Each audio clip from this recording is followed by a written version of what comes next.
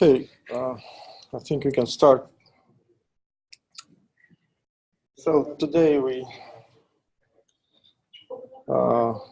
gonna talk about the Kafka and Kafka streams. I think in a second part. So here's the agenda. So I want to touch a little bit about the. Could you speak a little bit louder because I want to hear. Okay, I will try. It's my nature. I'm really quiet. So I'm going to talk about the motivation of the Apache Kafka, why it's actually created and even exists. So talk about the fundamentals. Maybe you already know some on the examples from Jeff, but here I want to talk about the Kafka especially and how it is implemented in Kafka. Also, overview of the architecture, and then probably in the second part we will try to develop something with Kafka, like basic one, consumers, producers, and also I want to highlight that there is a big part of this Kafka streaming today, but probably in the second lecture. So let's move on. So what is a motivation? So, and we will talk about the why. So what are the problems with the integrating between the different systems? Yep. So again, but maybe it's my problem, but I don't see your Okay. Yeah, probably I don't share anything.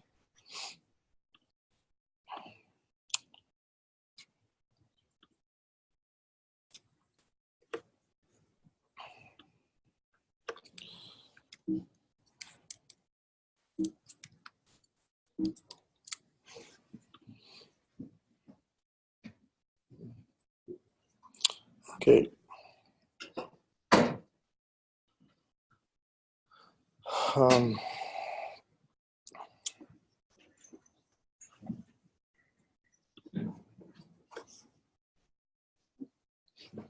So the problems between why the integrating between the systems is so complicated, and also why stream processing is more.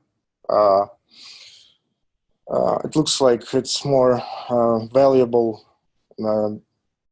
instead of batch processing, and the key features that Kafka provides. So let's start. So when we're talking about the integrating something, it is called ETL, and we have some place where the data is coming, and we need a way, and it commonly calls ETL, extract, transform, and load process to move the data from the source system to our, for example, data lake. And basically this process involves some transformation also. And you know, when the system is few, number of systems, it's not big, it is simple. So you just integrate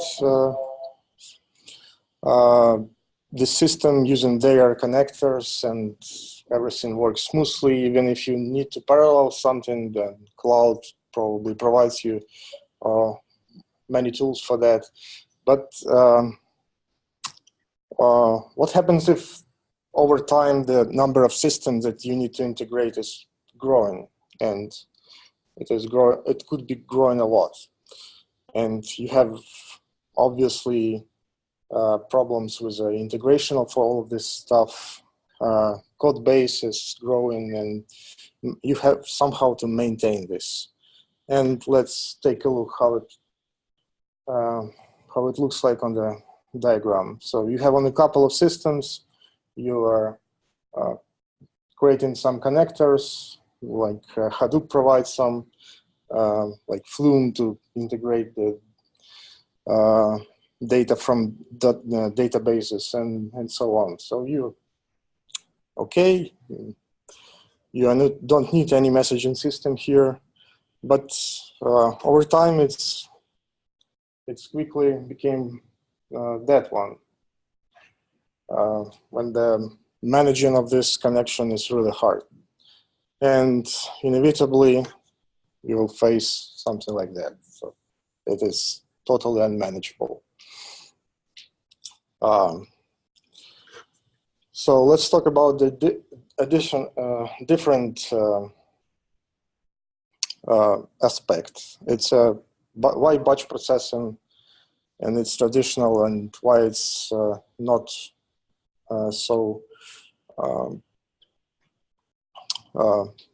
so useful today.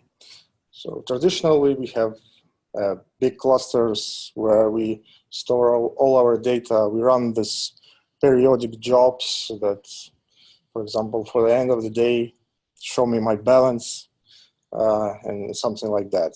But today, where the actually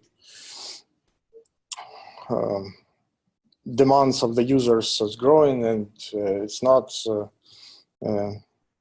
anymore available to create some system that tell you some instinct, some facts right when the data is coming. So you cannot just start providing the insight without this periodic process. And real-time processing it's a better one. So you are processing everything well and react to the data that is coming from your sources. So it allows this different use cases like fraud detection, the e-commerce recommender. So all this website that now provide you this commercials, it is working on that principles. So it has a milliseconds delay just to figure out what the user is trying to access this page and what is the details about it, and the brokers of these commercials will buy this actual request and provide the data to a user in form of the nice animations and so on. And over time, there are a lot of the stream processing frameworks appear. So it's Kafka Streams, Spark Streaming, Storm, Samza, and etc. So, and the Kafka, it's designed to solve these two problems that I mentioned previously. It's a simplification of integration between the systems. So it's provides a nice way to integrate everything, and it's handling this streaming processing of data. So it's originally created in LinkedIn in 2010. It's designed to support both type of processing, batch and real time. So it is still not using in LinkedIn, and it is workload. It's hard to imagine even 2 trillion messages per day, and I think now it's even more. So it's open source in 2 years. and these big companies are using it right now. So if you are opening different stacks of this big data platforms, so mostly it is Kafka as a central system that manage a connection between everything else. So if you open the diagram, so I can guarantee that somewhere the Kafka it's in the middle, and it is everything is connected using that. Obviously, there is a different messaging systems exist, and the services from the cloud, but Kafka, I think it's a de facto the main competitor. So what is it? The main components of the Kafka. It's a simple. It's some producer, some consumer, and the brokers in the middle that actually store, and not only the transfer messages, but actually the store everything. So the architecture is publish subscribe. Some other messaging system provide different when you push the messages, not the pull. And so the sources is just a system that writes data to the Kafka, and the system that reads from the Kafka, it's consumers. Simple. And I want to touch a little bit what is a Confluent.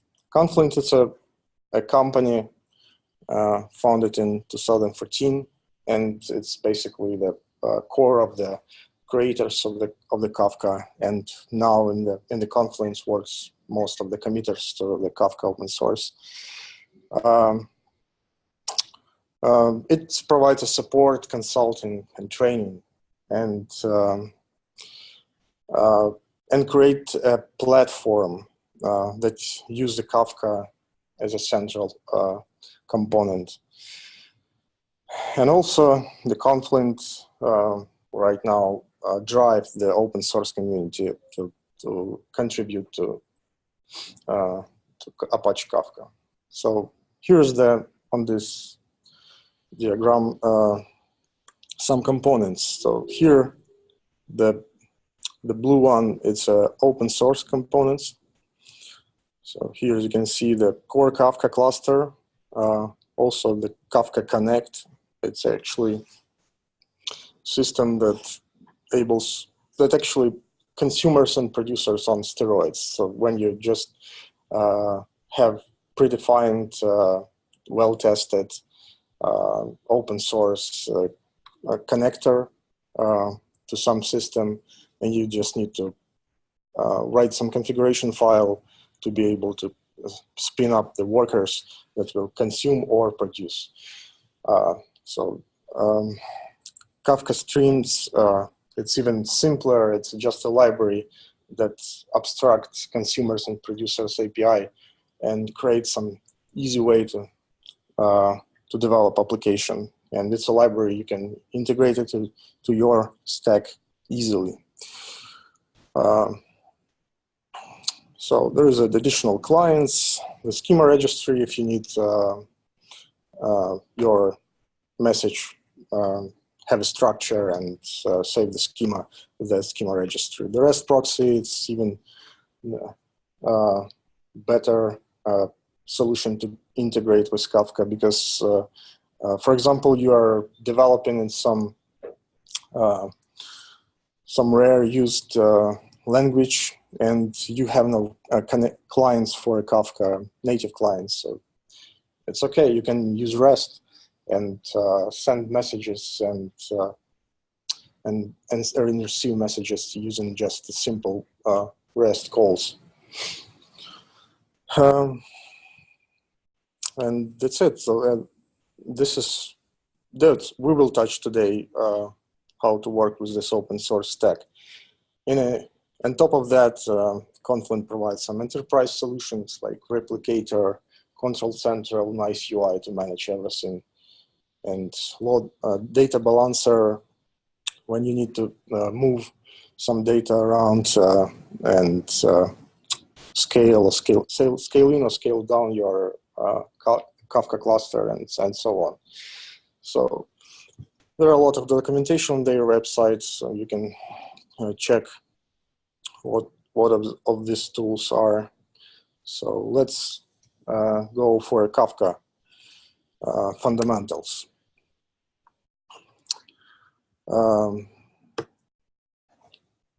So what we will learn today about the fundamentals: how producers write data, how data is divided in the partitions, how actually parallelism works in Kafka, and how consumers read from the cluster. Very simple, right? And then, as I mentioned previously, Kafka cluster have a few components. It's just consumers and producers even on a client side, so it's not a part of the Kafka. And the cluster of the Kafka is just a number of brokers that can scale. And what the brokers is doing is just manage everything and store the data. So the main unit of this system, it's a message or a record. So previously we call it a message. So now when the Kafka became not only the messaging system, but also the storing system, it's usually called a record. So we have a producer that sends some kind of a message and the consumer reads that message. Okay, what the message is, it's just a key value pair. So, and it's stored as a byte array in a Kafka. And this is a really big benefit because you can store even literally anything to your cluster. So obviously it's used for small messages. The text one, it's encoded to the byte array that's really small, and Kafka brokers is really fast. But I think you can even just store some video file, just divide it into the messages and configure cluster properly so you be able to store it. So you just need to provide some your custom serialization for this type of a data, and that's it. So what is the topics? So consumers send the message, and producers send the message, consumers receive the message, and these messages are, so API works with the topics. So it's just an abstraction on these different log files on the broker that is this is grouped together and serve one type of a message with a one schema. So you can create any number of topics, and yeah, I mentioned that it could be literally any number, but obviously the resources of the brokers are limited, and when the broker manage a lot of the topics, it needs more resources to do that. But in a theory, it could be any number of topics.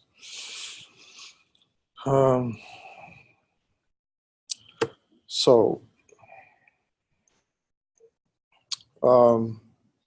how the workload is working. So producers write data to the one topic, and if we will write this stream of data, like pick one, to the one broker, and this would be only one machine, so yes, it's obviously it will fail sometime. And that's why the Kafka from the ground up has a concept of the partitions. And So it contains only subset of the messages. This is how it looks like. So producer know how to send the message to the proper partition. And these partitions are usually distributed over the cluster. No, it's hard to imagine when all of these different partitions created and you have a big cluster and it will write to the single machine. It's not efficient, and that's why Kafka by default and try to distribute between the machines these partitions. And how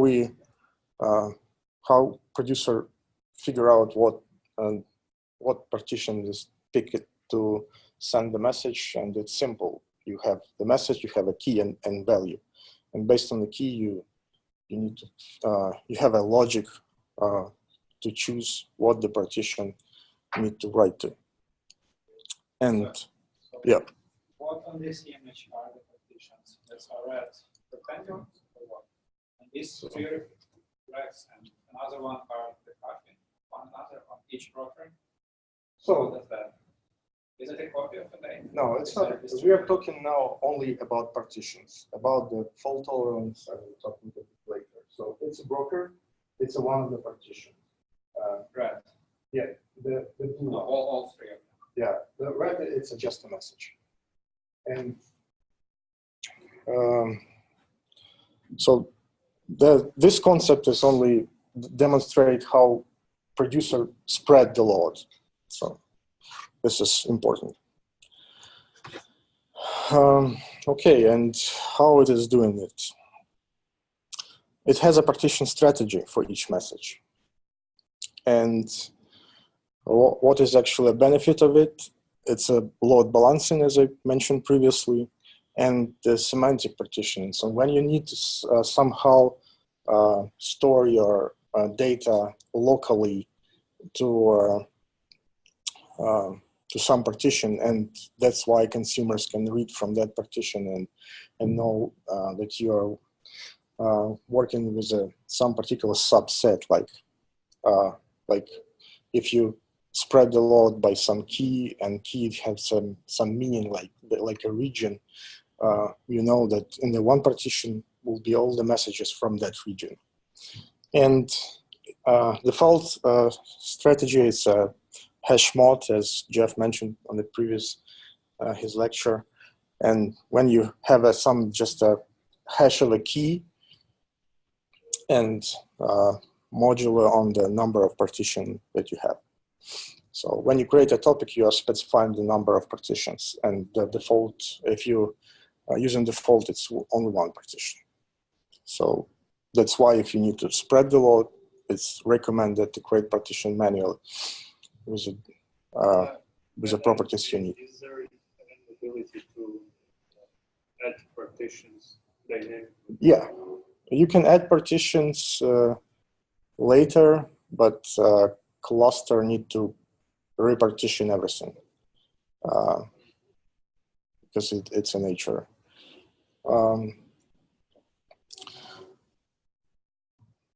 So producer can then write to the repartition topic, and it just missed this nature when you when the key from some key goes to this some single partition, and if it's repartition, so obviously it will now go to the different one. So all the data needs to be rewritten. Yeah, it's better to reprocess everything. It will guarantee that this nature of the storage is the same. Okay, and if you don't have a key, then you have know that this would be a round robin, and message goes to the partition on some random behavior. And obviously, you can implement in the Kafka API the partitioner and provide this as this class as a value to the configs of your producer, and it will use that logic if you need some custom one to spread the load between the partitions. Okay, so what is the producers? Producers write data in the form of messages to cluster, and there's a list of the available languages that you can use. So Java, C++, Python, and so on. What interesting point, as I said previously, Confluent develops this REST server that uses just a REST API to interact with a Kafka. And there is a bunch of the console command line producer, and you can use it for debugging and testing. It's really nice and well documented. So I will show later on how to work with that. So what is a broker? And here you can see that we have a number of producers, and we have 3 brokers, and we have different partitions for different topics. So, and that's why we have availability to scale the number of producers, consumers, and the brokers itself. So Kafka, in a nature, it's is linearly scalable. So how the brokers manage the partitions?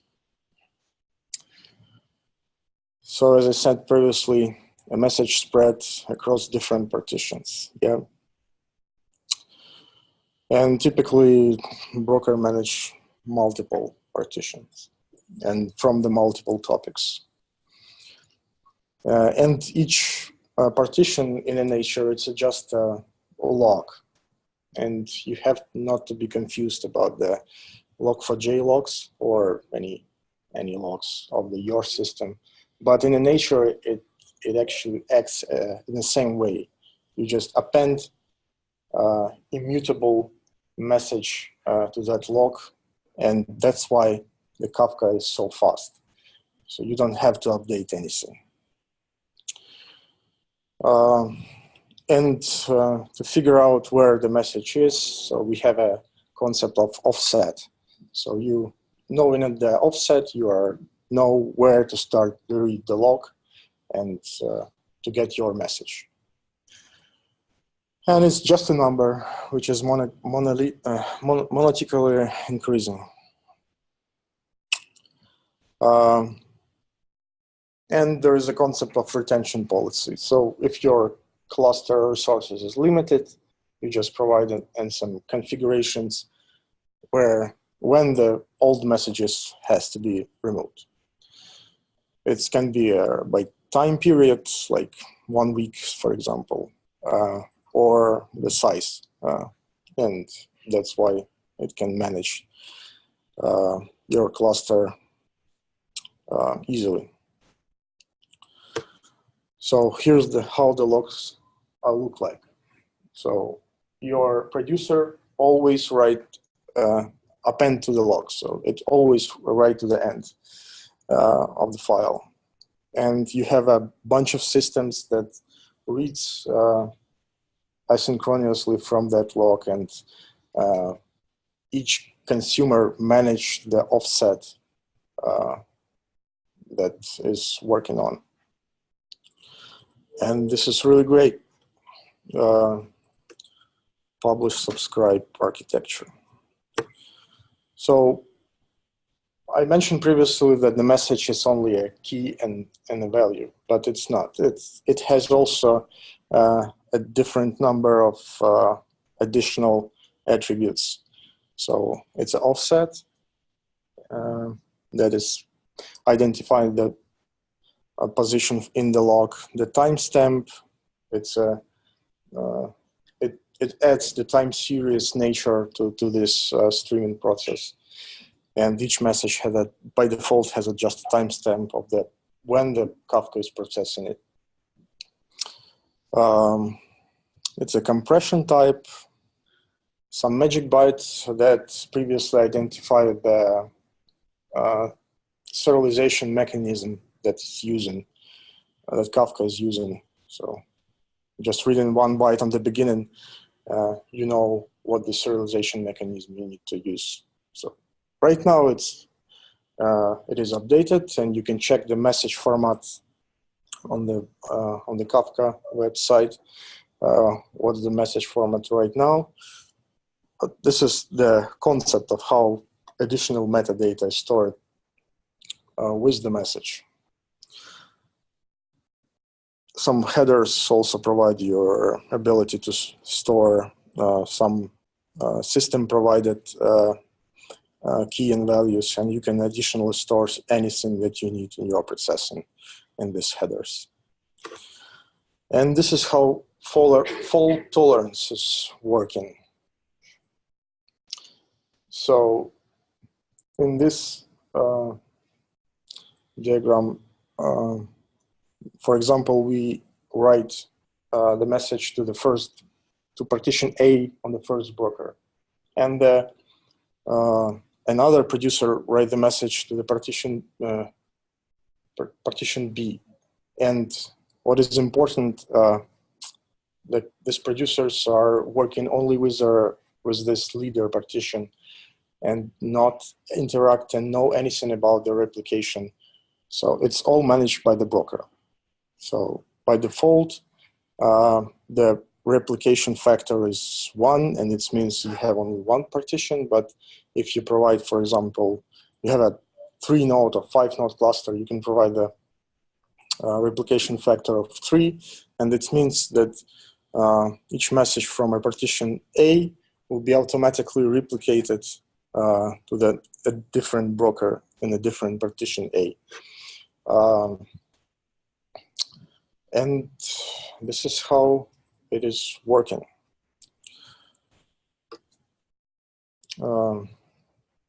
So what is a consumers? So consumers pull the messages from one or more topics in a cluster. And the messages are retrieved automatically. So you just need to subscribe to something, and when you pull the message, it will automatically deliver it to a consumer in a batches. So consumers, it's important. Consumers need to handle the offset. So obviously Kafka brokers provide the mechanism to store it, but it's a responsibility of consumers of how you can manage that. So for example, if your consumers fail, and they're starting up, so by default, it's just a read from a different topic and figuring out where it's left, and getting the offset of the partitions, and then continue to read from the latest offset. And here you can provide a logic. For example, you want to store the offset somewhere else. For example, along with your data, and make it transactional. So this is guarantees that when you read the message from the topic, it guarantees that you read and transform it only once and save to your destination. So one of the techniques how you can implement exact ones delivery by yourself. So as I mentioned, offset stored in a separate topic, and there is a command line, implemented command line consumers that you can easily use to work with this data. And here is the interesting thing. Producers in nature are just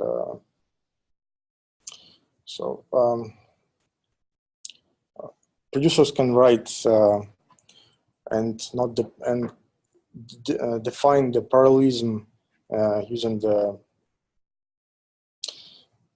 this semantics of defining the hash and figure out what the partition to write on. But what important, the consumers can read from different partitions, and it means that by default it reads all the messages from the partition. So how you can scale consumer in that case? So if you, for example, spin up two different consumers, you will get the same set of messages on one consumer and on another. And this is not good. So that's why there is a concept of consumer group where you have a consumer group ID in the configuration of the consumer. And that means that Kafka parallelize the messages between that consumers. And one consumer is reading from one partition in that case.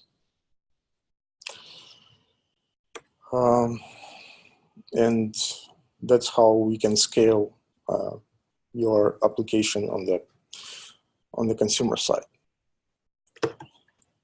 And priority. what? Priority. For example, I store queue, and some consumers pull messages, but for instance, I now want to. The consumer need to pull something more important. Can I set priority for new message? No, there is no concept of priority. So you can create the logic using only this partitioning logic on the producer side, and you can configure consumers to read from the partition that you need. So, okay, so there is no dependency between them. So that's why it is so linearly scalable. What about those consumers and group? Why don't they need the same data? Why should one have another different? So with the concept of consumer groups, it means that your consumer is working with one partition, and that's why we can spread the load. But if you are starting the one consumer and do not provide any details on the group, it will try to read all the partitions, all the data, and there is no options in that case. So, did I answer it, or you mentioned something different? Okay. So also in a Kafka cluster, there is a service which is called Zookeeper, and it's used by most of the big data components also. So it's a centralized service, distributed one, so you can have a Zookeeper cluster just for fault tolerance. And it is what is used for Kafka, it's manage the cluster.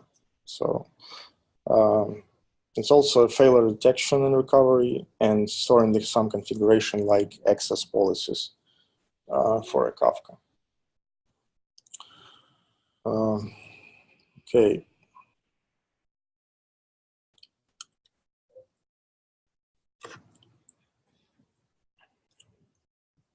What are the benefits of the Kafka over the traditional messaging queues that we have? And the most important thing is its scalability and durability. So it designed it from the ground up to fail, not to fail when one of the nodes is failing.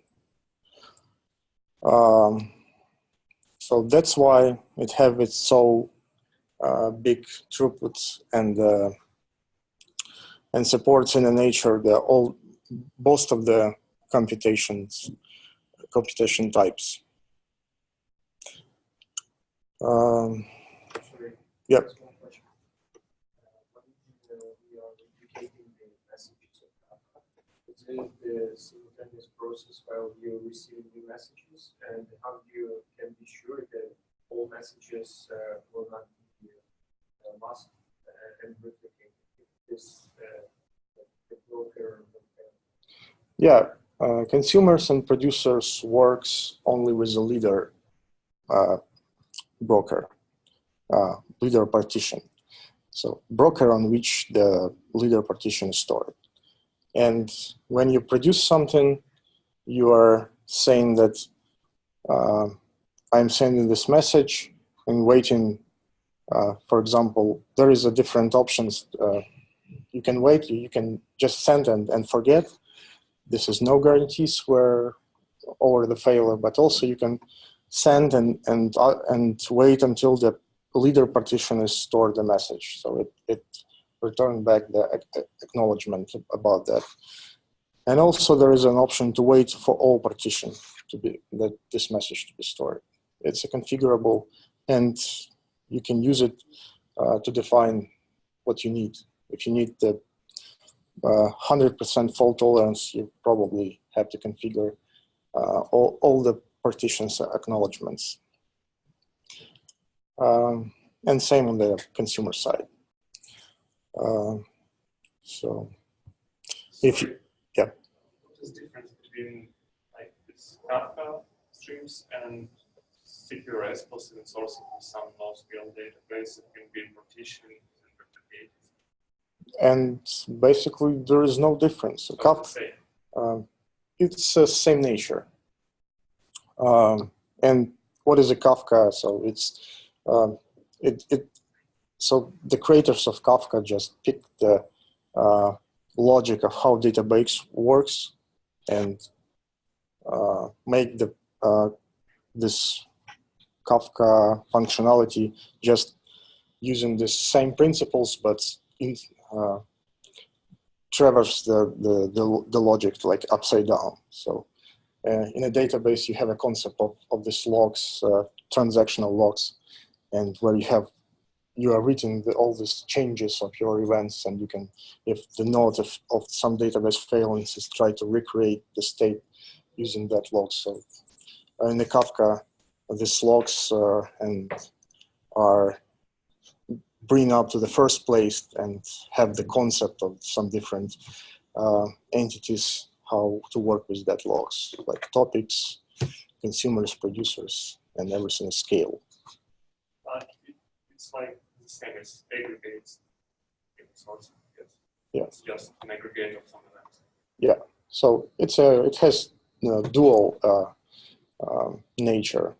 It actually transforms the messages like these queues, and also it stored the messages. So initially, I think it mostly was used as a queue.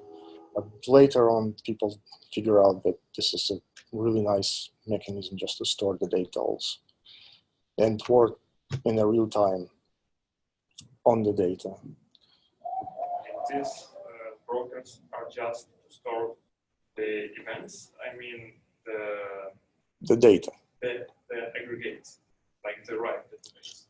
Or both write and read database, like no, projections and aggregates.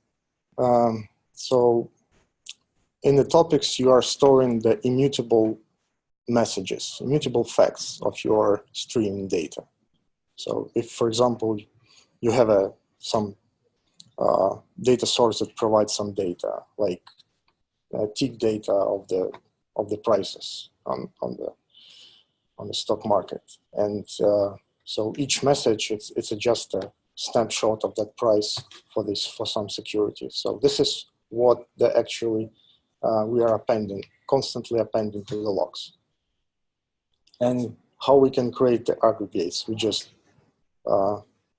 read from some of set or from the beginning even, and make an aggregation on this data. So having this data aggregated in some form of the entity in a Kafka, I will show it on the streaming part, will provide you a value. So you always can recreate your state based on these logs of events.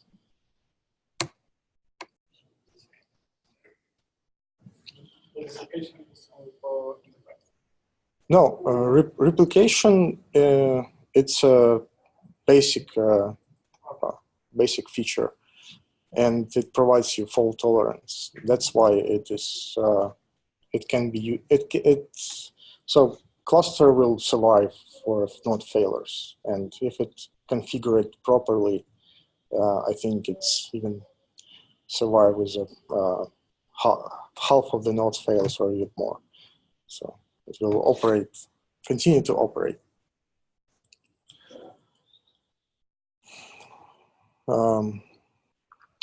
So as you can see, it scales really nice and can handle a lot of the messages with low latency.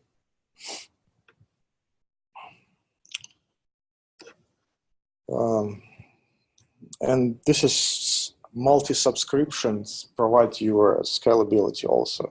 As I mentioned previously in the consumer slide, so you have one source that produces the messages, and you have different system that can read from the Kafka.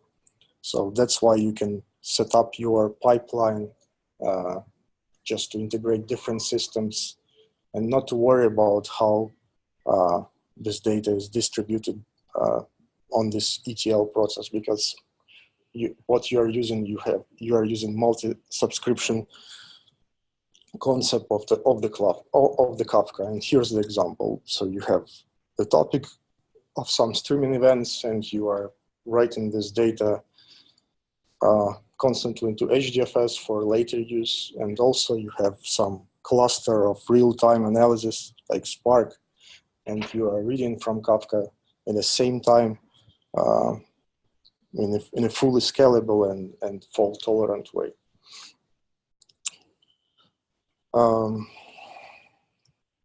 And as I mentioned previously, Kafka is designed to be scalable and distributed from the very beginning.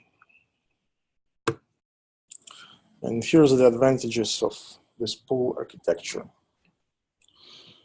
So some systems use the push design, and that's why they're configuring it's really hard. So cluster need to know everything about the consumers, and this is not a good idea when you creating such a system, distributed system. So when you pull in the messages and knowing what the state of your processing, you can fail, you can stop your process and not worry about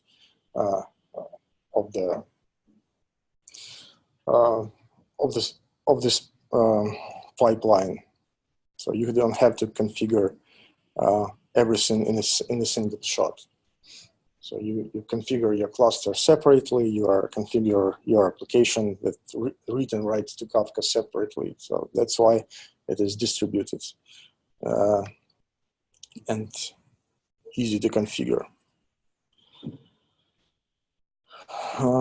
Okay, and I want to highlight some important thing why Kafka is so fast and work on these trillions of messages in LinkedIn.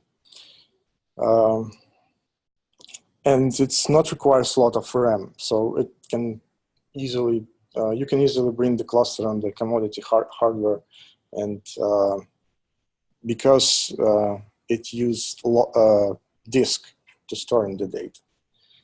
And you're saying that, yeah, reading from memory, it's more, it's a really a good idea for such a low latency applications, but no. How Kafka is working, it's leveraging the operation system page cache, which holds the recently published data. And if you are working with the Kafka in real time, so most of the time, like 90% of the time, it's actually designed for that. It reads the data what was recently published to it.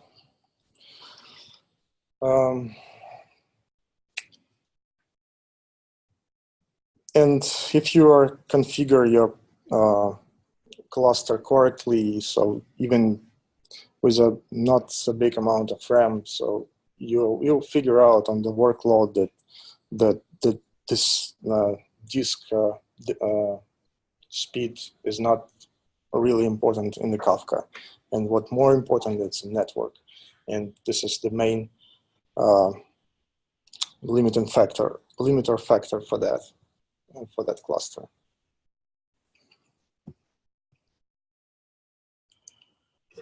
Okay, I think we can try to experiment with the Kafka today. So let's try something. Okay, where is my, I will show you later this all of this stuff in the GitHub somewhere in some repo. And for all of you that want to follow, I want to encourage you that just try it right now. Just download the distribution of Kafka from the Confluent page.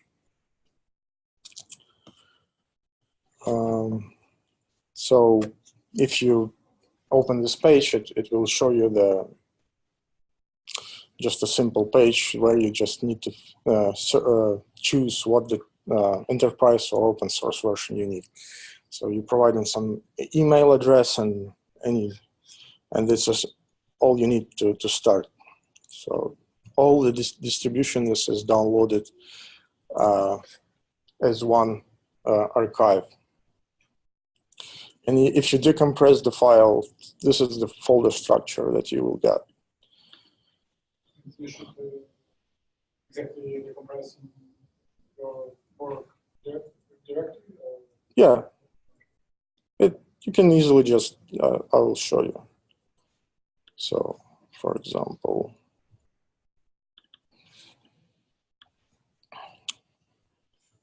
so here's the archive that I downloaded, this 300 megs, and I think you can download it right now.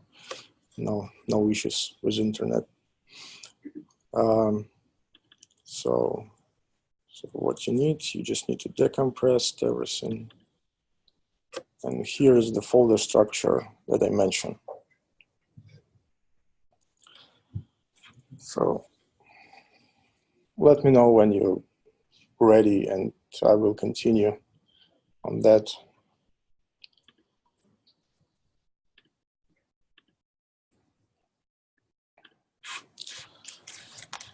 So I'll open terminal here and go to my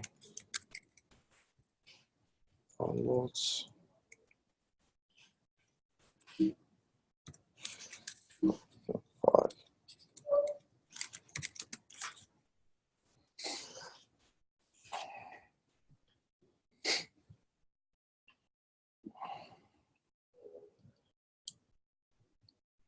And in addition, just for this intro hands-on, I want to install some code, some data generator for Kafka, just for convenience. In a last hands-on, I will show how to deal with some streaming events.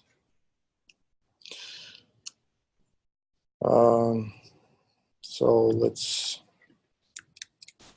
Can you maybe share your repository, which is Kafka Stream stuff, or it's not so easy?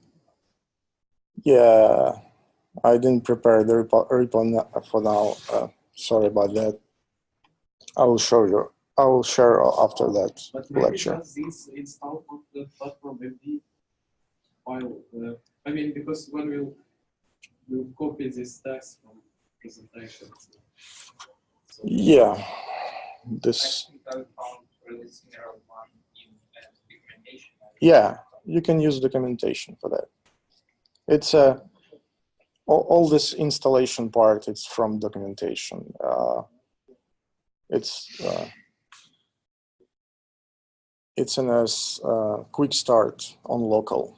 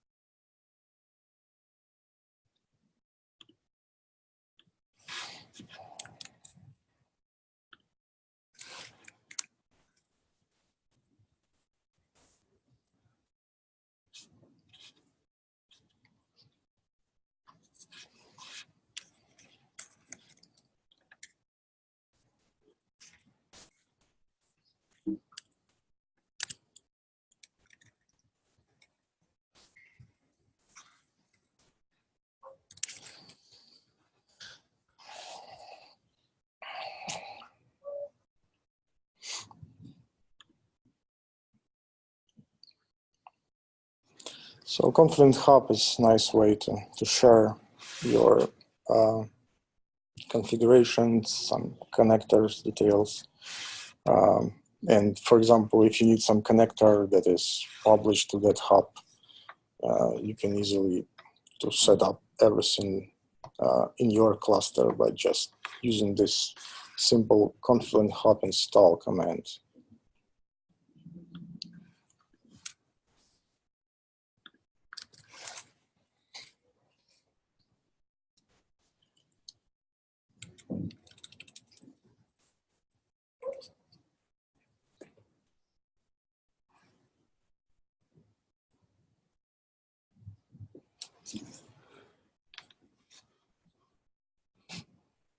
Yeah, but this is not needed right now, so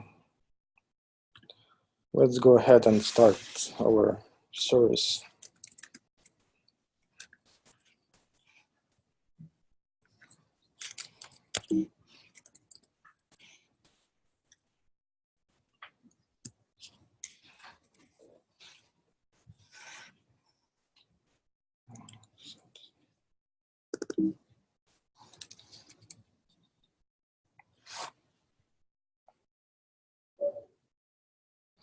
And here, as you can see, all the services in the right order are already starting up, and this is how the platform configured. You don't need to worry about the different configuration details. When you're using just the Apache version, first you need to install and configure Zookeeper, then point your configuration in the Kafka to that Zookeeper to work with, and so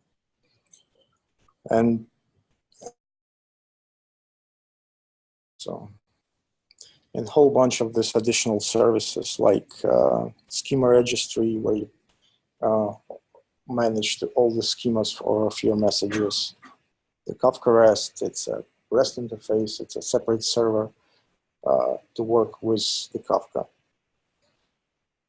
And KSQL and Connect, Kafka Connect, it's also a distributed service to work with the data. So if you need something from other system, some data from other system to put in a Kafka, you are using Kafka source, Kafka Connect source connector. And if you need to write some data out of Kafka, for example, in a database, you are saving everything using Kafka Connect Sync connectors. And the KSQL, it's a nice and easy to use API to work with the streams. We'll show you in the next lecture. There is an option to check the status. If you're not sure, you can just check the status. Or if you sometimes it just fails to start correctly, and probably because Kafka servers brokers is not ready to, at some point, and script already start to install in some schema registry or Kafka Connect. It will show you that, oh, hey, your broker is not ready, so I'm stopping. So it's easy just to hit the start again and no drawbacks about that. So if something is already started, it will show that it's started. And here, as you can see, it's showing that it is already running. No need to start anything.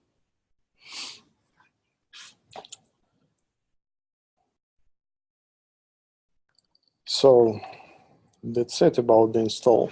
So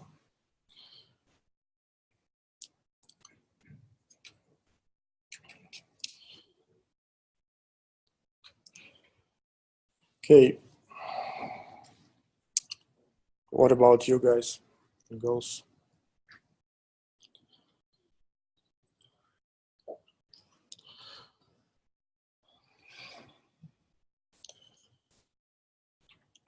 If you have a problem, just tell me what we can just check this out and continue.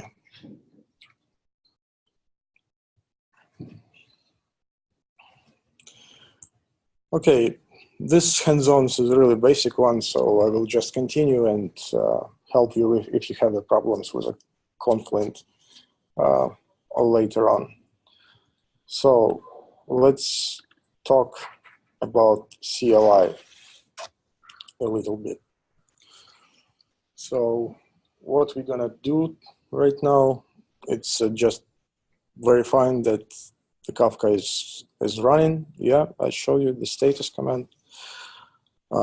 Also, you can use an old fashion approach, just check some command line tools for Java just to make sure that services, the processes for a Kafka is running fine. And this is all you need for this CLI part.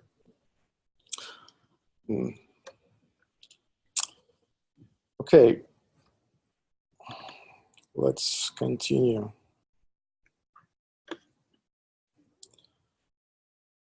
There is a nice console script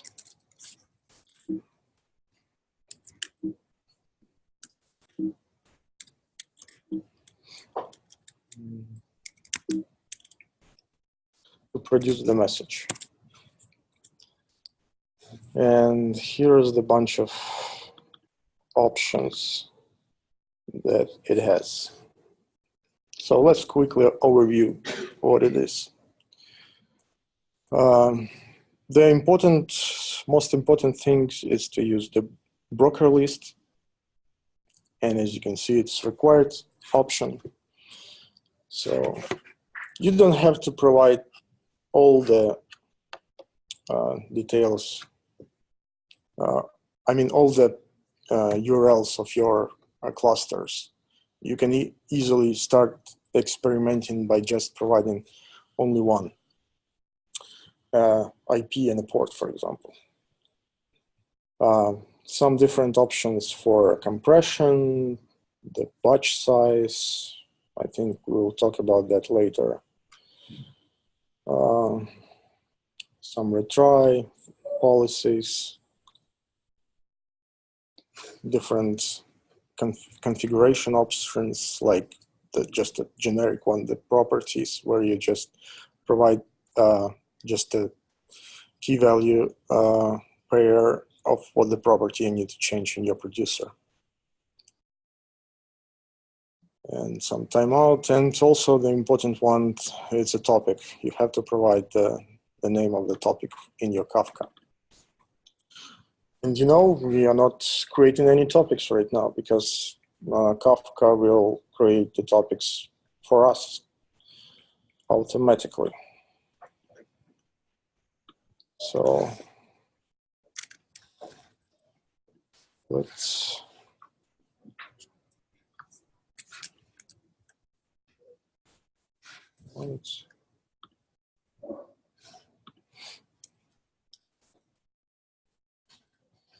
okay, let's do it in the right way. Kafka console producer.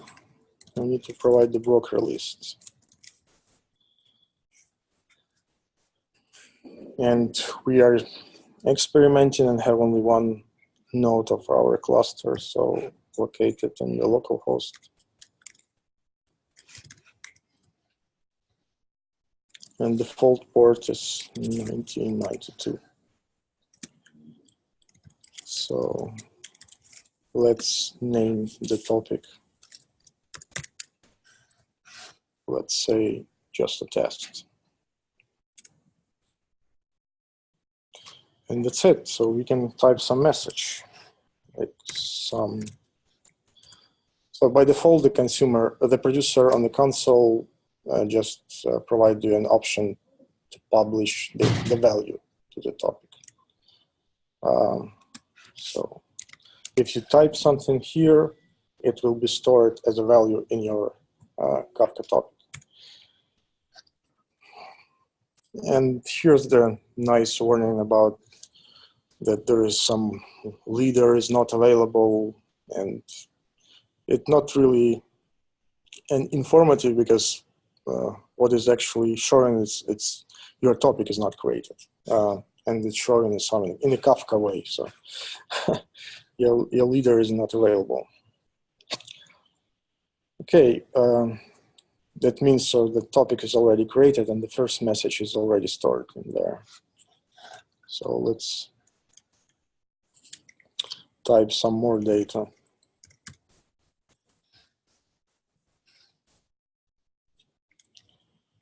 And so basically how the producer is working. So you just type something to the console and that's it. So okay. And what next? Next, we need to make sure that our messages are stored in Kafka. That's why we have a consumer.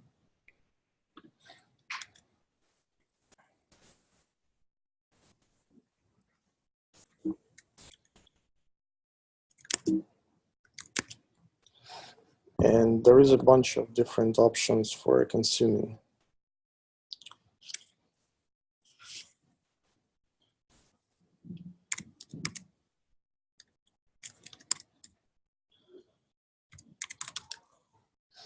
Bootstrap server, exactly like the previous one.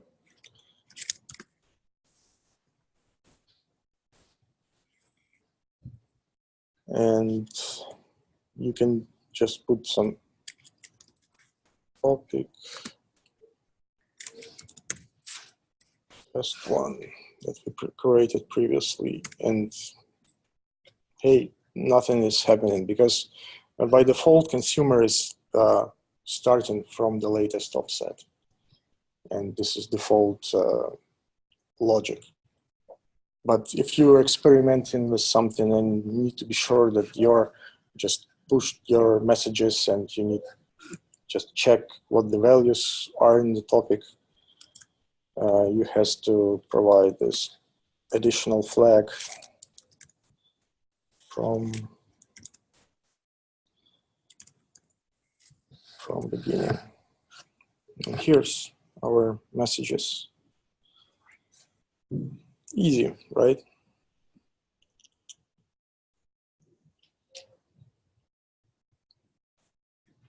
No. So if you have some time, so you just can experiment with that. And as I mentioned previously, default one is just a value. But if you provide additional option for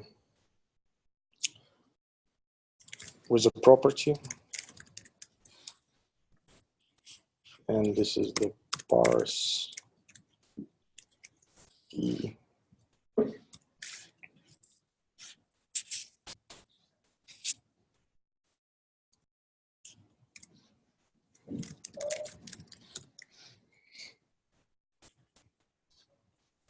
And provide the value for a separator.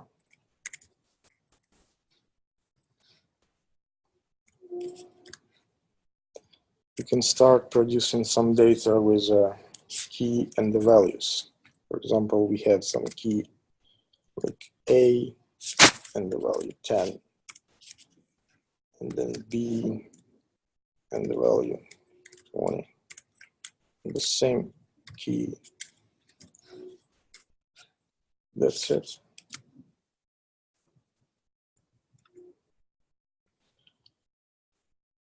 Okay, and if we consume these messages with a property,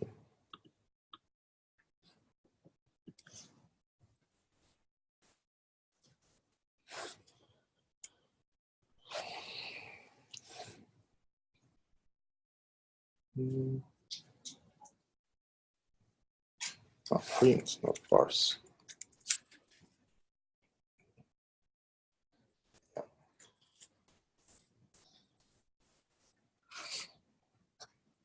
You'll see that the console consumer also reading the keys.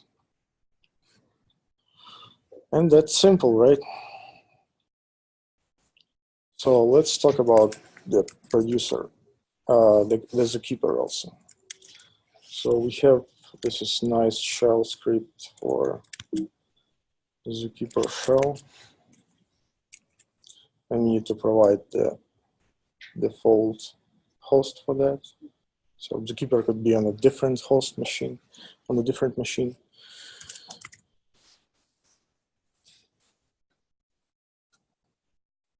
And here's what you can check. Just the, so in Zookeeper, all the configurations are stored in the Unix-like fashion. So, and you have the similar commands like ls, and you provide in the root. And here's the nodes of the data. It's not called in the folders. It's a nodes. What the configurations are stored for your Confluent. So as you can see, some configuration for schema registry, for cluster in general, some controller, brokers, and all of this stuff. And for example, if I need to know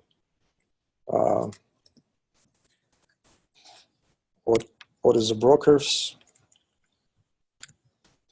for example, you can check the IDs of the broker on, or easily just figure out what the topics in the Kafka already exists.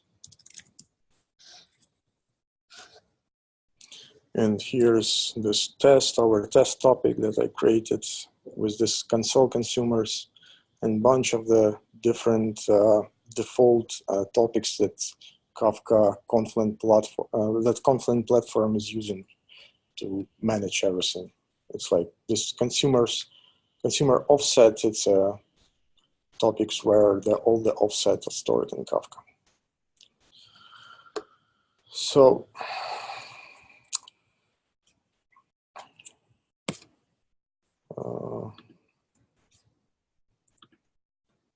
let's continue on Kafka architecture.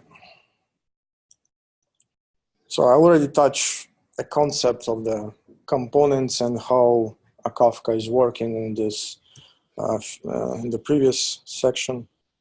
So here's I a little bit dive in details of the architecture itself and how it's actually working. So as I mentioned previously, the messages of the partitions are stored in logs. And this is how a commit log look like. So producers just only worry about of the written data and not worrying about overwritten some other producer's data. So it's from the producer standpoint, it's not important. So we have only one instance of the producers, and it knows only the source of this streaming data, and it's write everything to the some topic in the configured amount of partitions based on the hash of the key. So by default, and that's why we can parallelize it. And the Kafka use this commit logs just to store the message. And what is more important, that it's stored sequentially and guarantees that the message order in the partition. It is not guaranteed the message order in the topics, because obviously it goes to different brokers, and there are no, if the brokers will handle this ordering on the cluster level, it will have such a dependency that it will just not operate such well. That's why you should be careful about and understand that message orders are only matters in the partition level. And here's how it works. It sends the messages in the different partitions, and these logs correspond to partitions are maintained totally separate. So it's physically separate file on the file system. And here's how replication of partitions work. So here we say that each broker's message send a message to more than one partition. Producers can send a message to the more than one partitions, and the brokers manage multiple of them. But this does not provide reliability. So if, for example, you have only one source, you have, for example, configured only one producer, it's fine for your system, but you're sending always to the one node. This is wrong. So your Kafka can fail just by shutdown of the one node. For example, you have no retention policy for your files, and you just blow up your free space, and this node fails to operate. So this is not a good idea. So there is the concept of the followers for a leader. So consumers and producers, all the clients, are working with a leader partition. So send and receive messages. More important is also a receive from the leader. So previously in the concept of databases, I show that it's good to have read scalability and read from the replicas, but no, in Kafka it's not. And I'll show you later why. So the concept of replicas are working only for purposes of failover. So your consumers working with the leader. So if leader fails, your Kafka, some of the brokers in the Kafka clusters acts as a coordinator, manage all the state of these leaders and followers in forms of in-sync replicas lists. And if some node is failing, then just the coordinator tries to elect new leader using Zookeeper, and then just continue, all the clients continue to operate with them. And there are no impacts on the client side, only on the small delay of this election. You don't have to restart your connection or something like that just because some leader failed. Okay. And this is what I mentioned previously. Clients are working only with the leaders partition. For example, in this slide, our producer send partition 0 on the one broker, it's a leader, and the partition 1, it's another broker, and this is the leader.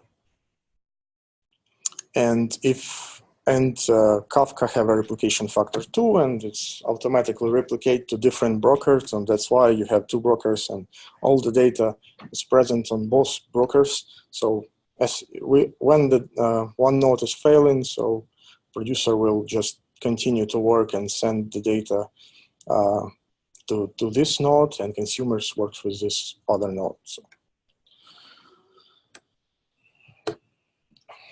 And this is how the failures are managed that I mentioned previously.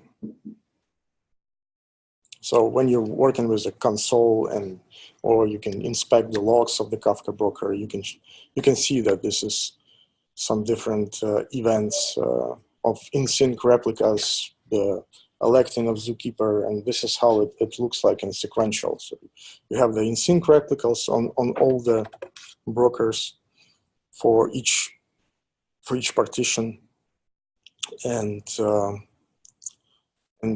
if some broker fails, it just select a new leader and provide the list.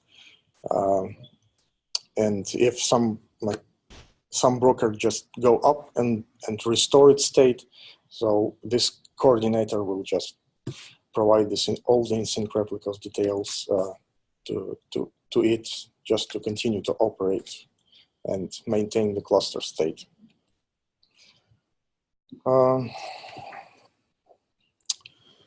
Let's touch a bit about the scaling of the partitions.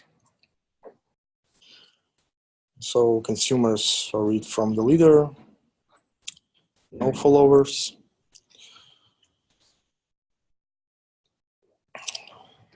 And this could actually lead to this failures on the consumer side, because we are working on only with, for example, single broker.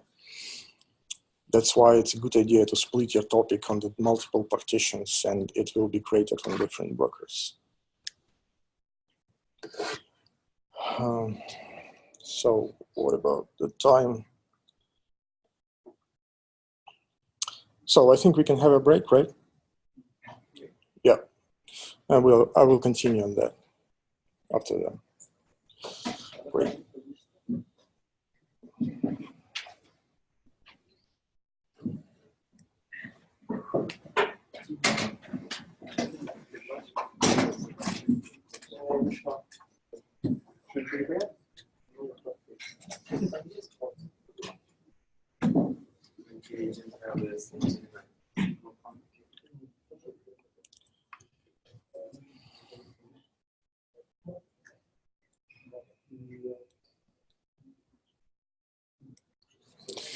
Okay, I think we can continue, right?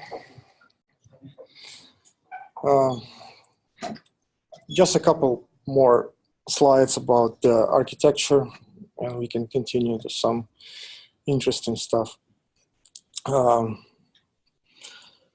So, as I mentioned previously, partitioning order on the partitioning level is guaranteed. So when the producer writes to the single partition, all the message stored sequentially. But if producer writes to multiple partitions, the order, so partitions on different brokers, and order is not guaranteed. So, and the question, so how to guarantee the order in the Kafka case? What do you think? So as you can see the example, the partition 0 is A, B, C, D, F, and then KLMN, O, P, Q, R. And this is how consumer is reading from the partition. So it's reading and not in order. You said those messages have timestamp. Yeah, but timestamp on the partition also. Maybe a break partition data in one. Yeah, this is an option.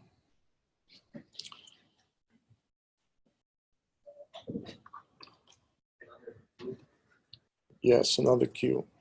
So basically you need to have one partition if you want to have a order of all your messages.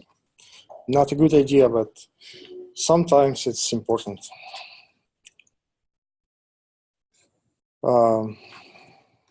When the group consumptions, you have to provide a group ID for that, and basically it separates the load between the consumers in a group.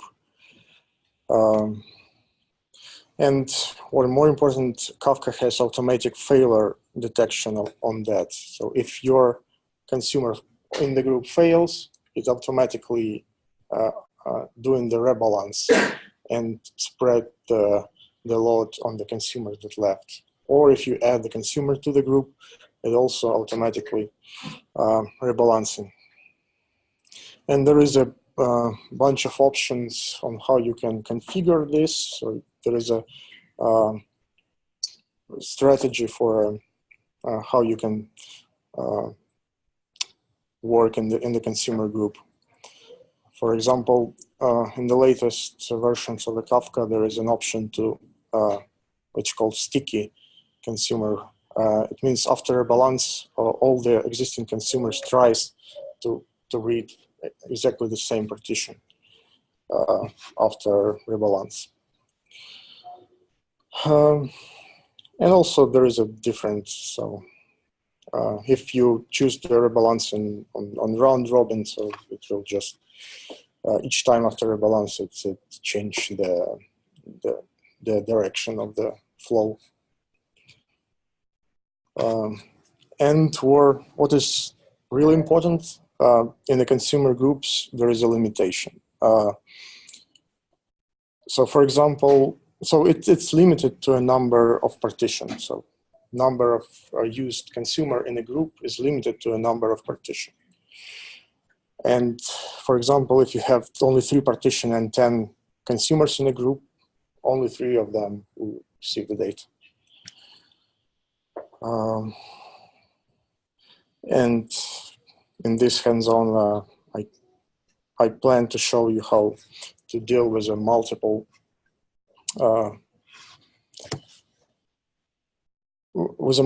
partitions in the same CLI example.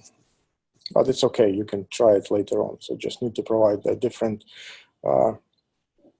partition parameter, number of partition. So let's start looking into how to work with Kafka. So how we develop things. And what we have as an option here, it's a nice DSL for Kafka producers and consumers. We have also the REST proxy for those languages that is not supported by Kafka. And we have some different API for consumers also. Let's take a look. So to create a producer, you have to initialize the Kafka producer class. And so you need to import the Kafka client's library in your producer application with a matching version or supported version of the Kafka. Then you just initializing the producer class. So, and it's really interesting that the producer by the nature is a thread safe. So it's just writing the data and don't care about the different state of the other producers. So you can easily create a single instance across different threads, and this is how producer will handle the concurrency in that case easily. So you have to provide the properties object or a map with a key value pairs of your properties for the producers. And if you remember, we are using some default required properties here. It's a Bootstrap servers. And the topics, I believe, no, topics on a different level. So just to initialize the producer in the very beginning, you have to provide only the Bootstrap server and the serialization mechanism, and the for a key and for a value. And Bootstrap server, it's just a number of API and ports of your cluster. And you can even provide one server. But here's the question, why not specify just only one? What do you think? Any ideas? So it works great, but sometimes it will fail your workload. And the best practice is provide all the IP address of your cluster.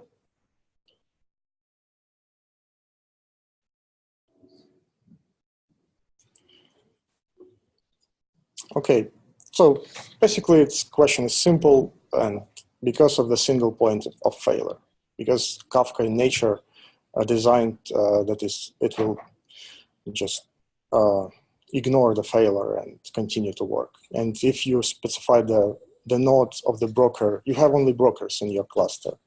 And if you specify the broker that possibly can fail, and only a single value of it in your producer, so obviously your producer will stop. And that's why at least a couple of them has to be provided, or best practices provide all of them. So here's how initialization is look like. We have just the properties with a default required parameters here. So our broker, host name, the IP, the class that is available in a Kafka clients already.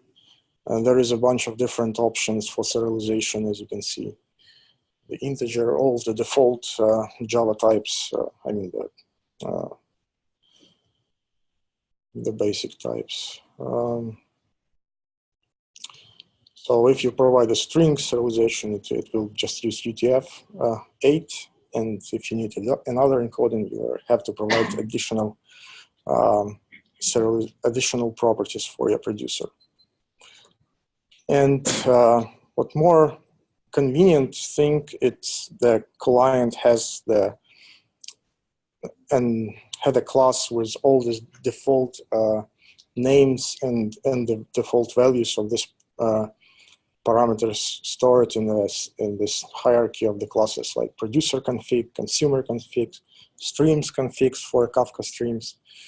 And instead of just remember and hard coding all these parameters here, you just provide a nice looking constant in your application. So how to send the message? Only simple the send message method, where you provide the producer record. And the parameters here in the generics, it's a type of the key and the type of the value. So next, the parameter is a topic name. And basically that's it. It returns the future and your data in a producer, getting the future and managing the workload in a parallel. If you need to like wait until the future is completed, so obviously it has some get methods with a timeout or not. So says the API is slightly the same as a Java concurrent model. Okay, and what is important here, that producer is not sending messages one by one. It can, but by default, it has some kind of a batch just to increase the throughput. Your connection with the server will be so messages will be delivered in a batch with a reasonable size of the packets that need to be transferred. And if you somehow need to control this stuff, you have a method called flush. You can just manually calling it after each you are sent and get the exact ones sending semantics. So is this batch size configurable? Yes. Or As you saw it in the previous console producer, it has the batch size as a first parameter in the help. And I think the size and the number of messages can be configured. So for example, it has different, messages could have different size, and you're sure that you need to provide, for example, number of parameters for each load. And what is a performance tuning here? As you can see, the default size is 16 kilobytes. So the sum Langer MS, it's a time wait for messages to batch together. So by default, it's 0. And it means it will not wait and try to send right after you send it something. But if your workload is big, it will limit for the batch size. And obviously, we can limit the buffer memory for your messages. If the messages are different and you are not, you don't know what the workload could be, so you just have the limit of the buffer memory, and by reaching that buffer, it will just send, try to send to the cluster. And to stop the producer, we need to call the close method for it. And by default, it will just try to complete all the send requests that you are provided. And if you provide the timeout for that, that means that all the messages that is not processed and sent to the cluster will just fail to send. Next part from the Yeah. So you just hit the close and then it will try to complete everything and wait for that.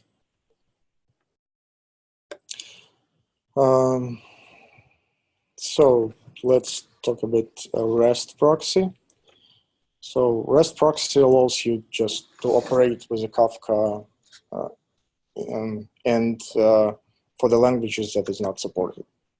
So you have your REST application where you provide all the details in the REST endpoints of the REST proxy, and then REST proxy having the consumers and producers on that side. On their side, just send and receive messages on your behalf. Some default options for formats. So obviously it's limited because of the REST. And just to send the message, you hit the post endpoint and I mean the method, and then get for retrieve the messages. So here's the code for using the REST proxy in Python. So as you can see, we have a 8082. It's a default port for a REST server. And then just to send a message using the proxy, you have to specify URL, endpoint, topics, and the name of the topic. So this is how the content type is look like. It's some application type for Kafka. Oops. And then the records itself, so it has to be encoded in the bytes during the specifying the payload. So if you, for example, want to send some string messages. And then here is the actually code that's sending the message. It's post on the URL, the data that is sent as a JSON, and the headers with a content type. Pretty simple. So let's take a look how the producer does look like. So just for convenience, I already create some basic producer in Scala. So a client libraries for Kafka is in Java, but we can use it in Scala because it has no extra dependencies on this, and that's why the same client can be used on any JVM related language. So here is this producer config helper class, and it stores all the details about with a nice description of the configs.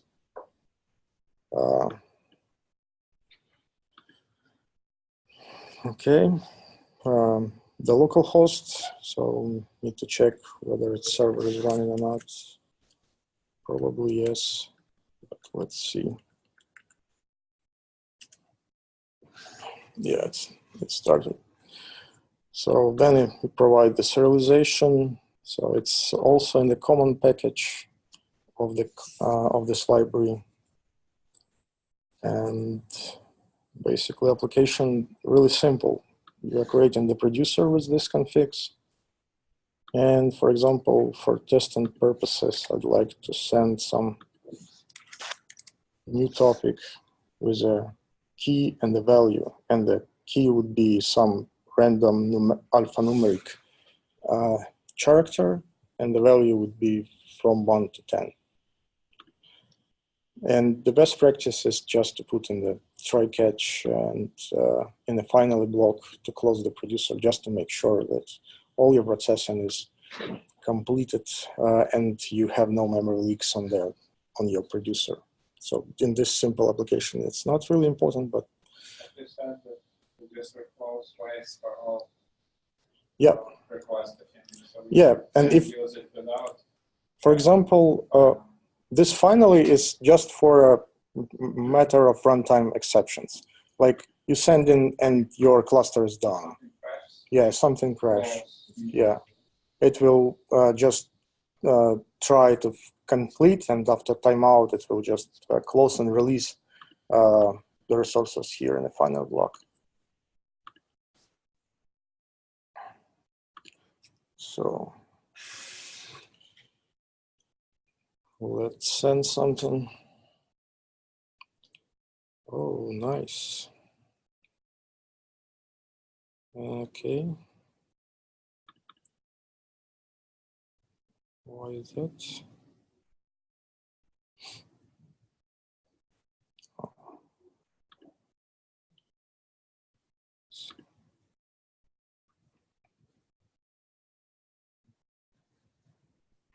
Well, it's trying to execute some different sample producer. I want to run a producer.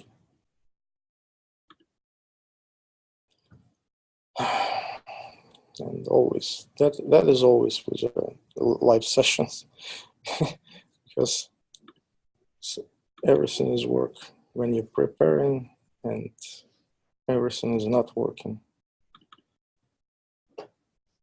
when you're running some stuff.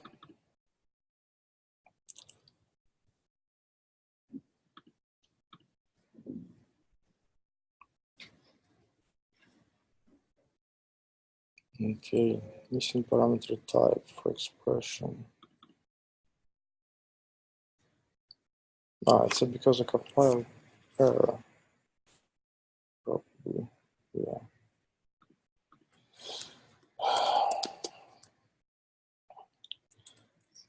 Let's just wait for this later.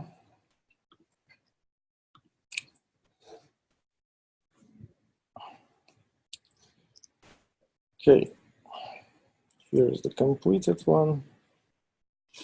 And just to check, we can consume from the topic from the beginning. Just provide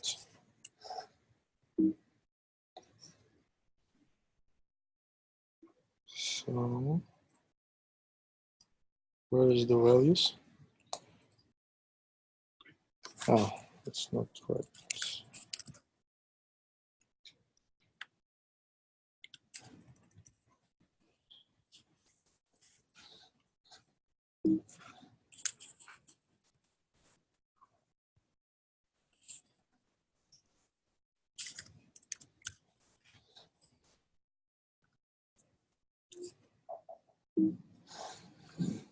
Yeah. Sometimes somehow it's only showing the keys, and I believe it's because of the serialization. So if you just consuming it as a string, but try to serialize it in the producer itself, I think there is a symbols here that is just not shown serialized by the just string serializer. So we'll check it on that later when we create a consumer here.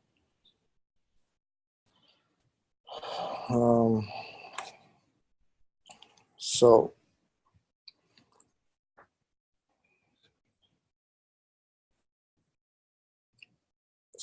here's the example of properties required for a consumer. Same Bootstrap server. Here's the required parameter group ID. So you have to provide this in the API. And the deserializer here. Oops. Same look in the Kafka consumer class. So you have to subscribe to the list of the topics, or you can provide a pattern which topics you want to consume. So it could be multiple topics. And the important point here, so this operation is not additive. So you have to provide all the details here once.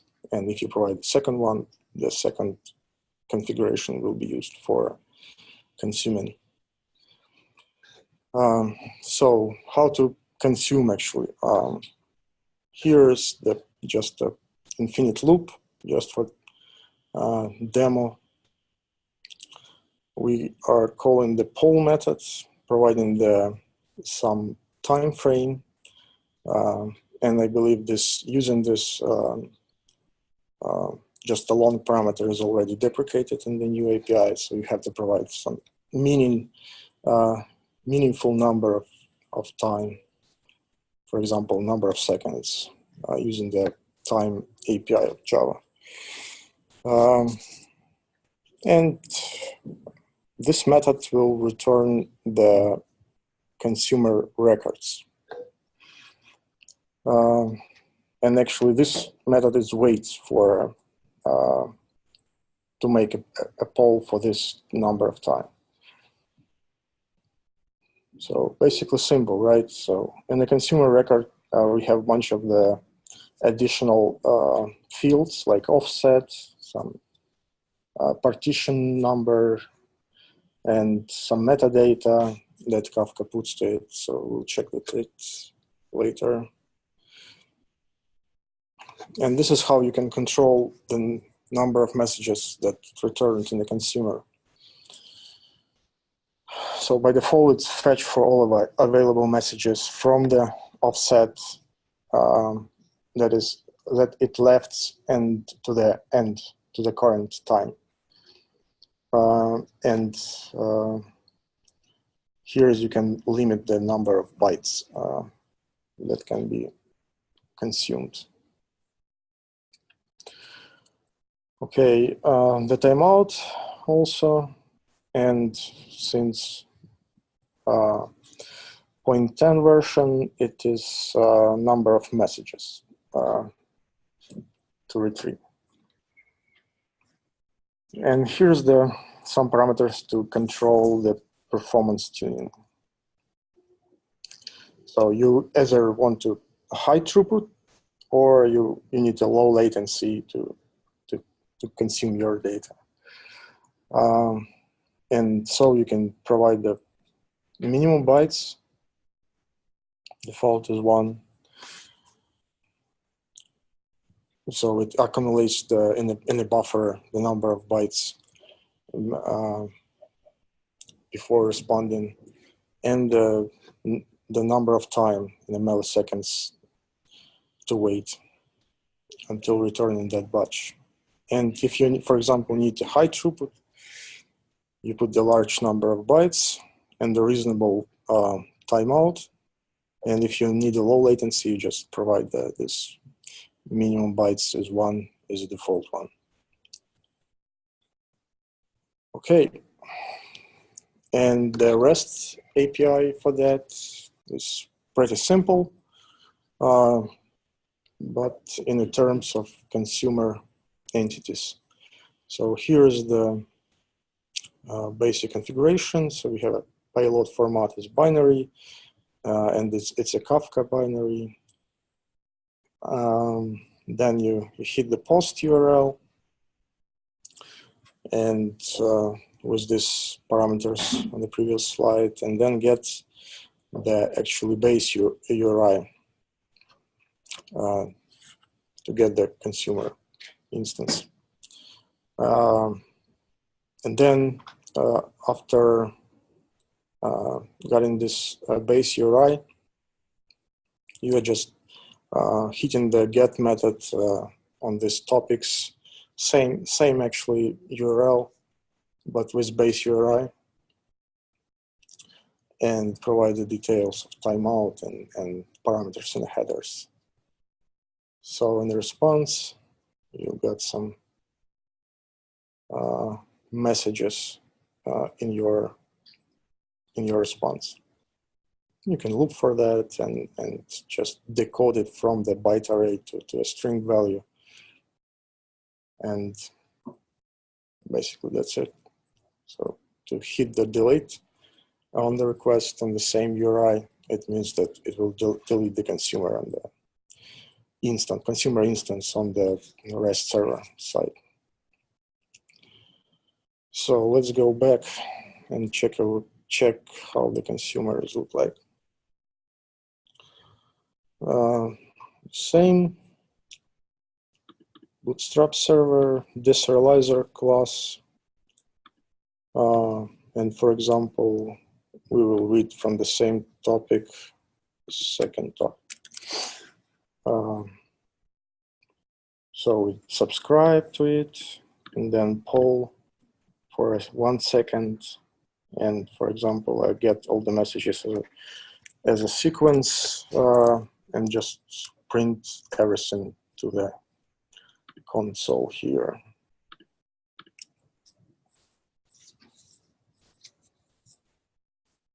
And here are the messages.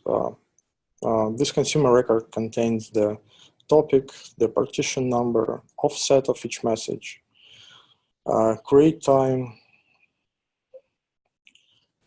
a bunch of different metadata, and here's the key and the values. So as you can see here, when the proper deserialization is handled by the consumer, you can see that this is from 1 to 10, the value, and some random alphanumeric key. This is how you can create a consumer. So this previous stuff was all about the Kafka and Confluent, and pretty solid that you can use for interacting with Kafka. So creating your API, using the consumer and producer in your applications. So pretty easy, right? So no much more components. The single type of the components for a cluster, it's just a broker, and 2 types of entities to send and receive messages. So let's talk about the stream processing, why it's different, and why it's useful to work with. So in this chapter, we'll see why the Stream API is nice to use and how it's working. So features that is provided, how to write application in the Stream DSL, and hope we will try to use KSQL also. Okay, before that, I will touch a little bit why streaming in a Kafka.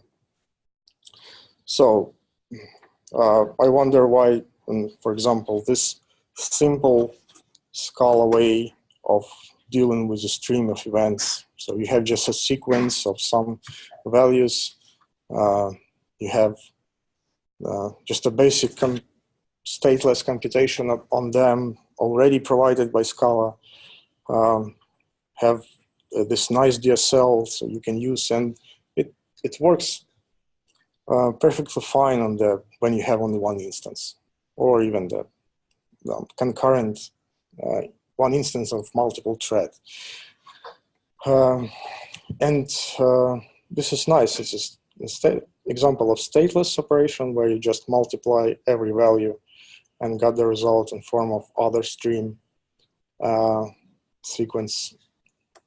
And the stateful operations. For example, you filter something like odd numbers and then sum up everything and get the one value.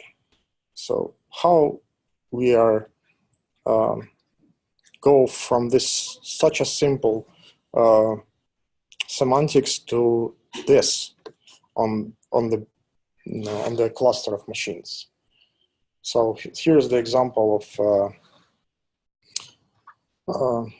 of the application that works on the Kafka without Kafka streams, and compute some real-time real-time data computation. So just to overview, so we have some source. In that case, for simplicity, it's just a Kafka. We write everything down and have a whole historical events on the Hadoop, and your code on Hadoop is just running on the batch process and store all your insights in some database, right? Then also you have the stream processing framework, for example, Spark streaming or something else. And it reads real-time data from a Kafka, from our streaming source, and just compute everything, aggregates with us, make it lookups for the database, and then just compute some insights in the real time. And then we have some additional application that will just combine everything together and get the real-time insights. This is called Lambda architecture.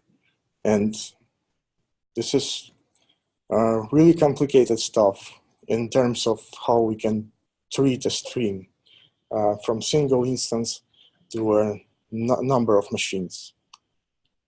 So what is a Kafka streams in a nature?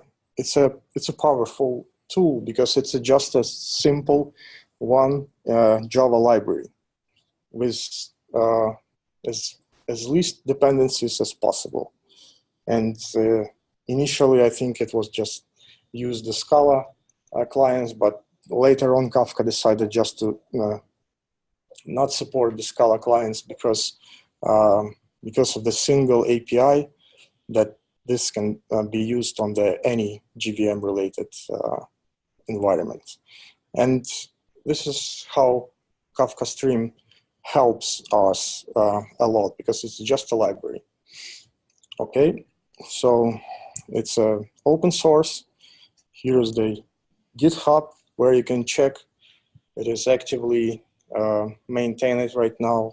A lot of the pull requests here. Highly scalable, fault tolerant, and well tested. This is most important.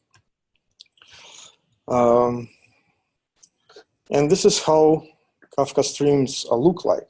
So we have your pipeline that we discovered in the previous lecture, where you're just some source system. You are in a Confluent, you're just connecting to it by Kafka Connect. Set up everything, it piped the data to the Kafka in parallel, really nice. And then doing some insights in your streaming application. I mean, the creating the logic on consumer and producer API that I showed previously. You are updating this data. I mean, create new data from it, like aggregate something, and then just write everything using Kafka Connect to our database, for example, or even other system files, something like that. So why not just make our life more easier if we have another abstraction over this consumers and producers API? And this is all about the Kafka streams. We have another API which is used to operate only with the Kafka topics. And I will show how we can deal with that. So what is the Kafka streams on a Unix example? So here's a simple command, right? Just read from file, filter something, and then transform something, and then write to the other file. And here, as you can see from the previous slide, Kafka Connect is just read from file and write to the file. This pipes, it's exactly what the Kafka is. It's just topics where your data is flowing. And the Kafka streams is actually your operation on the topics. This is really simple. Here's the Java analog of Kafka streams. So if you have only one thread, you are perfectly fine with just a Java API. If you need concurrency, you use a concurrent. And if you need multiple machines, yes, Java provides some distributed ways to do that. But here's the Kafka streams to work with the Kafka. So, and once again, it's a library, not a framework. So it's different from a Spark. It's different from a Storm. You don't need a cluster for that. You already have a cluster of Kafka. So, unlike other stream APIs, so it's not required, the cluster for computation, for actual transformations, because you are doing it on your own application, and you manage how to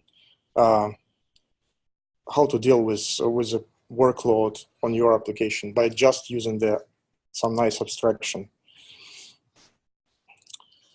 Okay, and it's much easier. Just reinvent something in the form of a framework by just using this robust and well-tested library. And how to deploy this stuff? Like any other Java application. And if you are using everything like as common as possible for your organization, I'm sure that the DevOps will love you or not hate you at some level. So here's the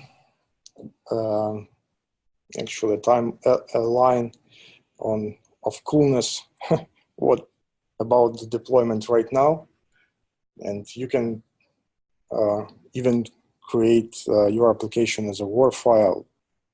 I don't know who's doing that today. You can manage your application with some management frameworks like Puppet and Chief, and it will just bring up any number of your simple Java applications. Or you can leverage some resource managers like Yarn, like Spark is doing in a Hadoop way. Or you can just use a container environment, and this containers orchestration like Mesos and Kubernetes. So let's move on. So let's talk about some concept of the streams. So in general, streams, it's the same as the topic. So you have just a unbound stream events. So it means that a stream is never ends, and you should think in that way. So all the streams have key and value, and it means that abstractions over the regular Kafka API using the streams, it's a little bit different. So I want to highlight that the streams, we have records from some point in time in the beginning, but it's not means that it has a start time.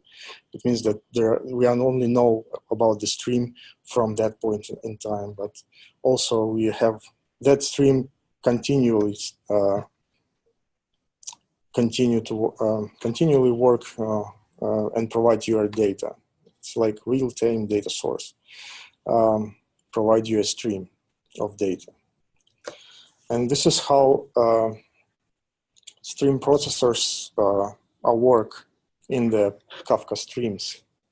So you have a topology of the processes. It's a acyclic graph of the workloads. So you have a source processor that read the data, have some stream processor, and all these nodes, edges, and in the between these nodes, it's a Kafka topics, and it's a streams in the Kafka streams API. Here is how common Kafka streams applications look like. So we have input Kafka streams in form of topics, and we have any number of streaming threads that can be added, scaled in or scaled out. And in that thread, we have some topologies. And more important, we also, in a task of the Kafka streams, we have a concept of a state store. So, and this state store is computed and based on only based on the events in the stream. So if, for example, we lost our nodes and one of the nodes in this stream application, in this stream thread, Kafka will try to bring up another one. So if you try to bring up another one, Kafka will try to restore your state, and your processor topology will continue to work in the without any distraction. Okay, in the streams of the Kafka stream, there is a concept of tables. So if we think about the stream, it's just a stream of events. So we just have a record of each event sequentially in a stream. And if we think about the tables, it's just a record of all the events, of the unique events that is have in a stream at a single period of time. And for example, in this slide, there is a K-stream. It's a abstractions and the API of the Kafka streams. It's a K-stream, and it is like interprets the data as a record stream. And we have, for example, here's the stream. We have the first message with the key Alice, and we have, for example, user clicks with a number of 2 in that message. So another message, different key, it's a Bob, and it has 10. And for example, our application is reading from that K-stream, and in that period of time, we know that Alice had 2 clicks 2 times. And for a key table interpretation, so it's like a change log. So you continuously know or materialize your view on the stream. So for example, in that simple example, we have Alice, and it has also two clicks. But well, what next if we consume another message? If we interpret the stream of events in the case stream, it means that we have we have 5 clicks of the Alice because it's a stream. But for a change log, it means that for the key table, we only use most recent one for a key. This is how stream and table concept in a Kafka stream works. Another example. For example, Alice bought the X and Bob bought Latuk, and in that period of time, we know that Alice only bought the X and live in Paris. But then we have another event where Alice go to Berlin and buy the milk there. So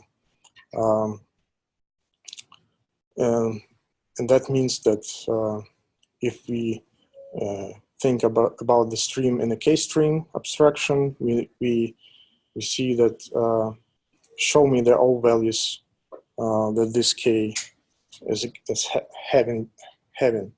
And in that key table abstraction, it's only show the latest. So it's a stream of events. It's a materialized view of events. So, okay, so show me some code. And here's how you can create a Kafka stream application. Exactly the same configurations like in the consumer and producer, but as you can see, you have a streams config for simplicity to define your configs. So important things, you need to provide application ID. So Kafka will, if you spin up another instance of your application, Kafka will automatically figure out that this is the same instance and redistribute the load between those based on this application ID. Same, we have auto offset reset. It means that after each after application starts, it automatically ignores the latest offset in the Kafka and just start from the beginning. It's same configuration as from the beginning in the console. You have options to use earliest or latest or something else I don't remember right now.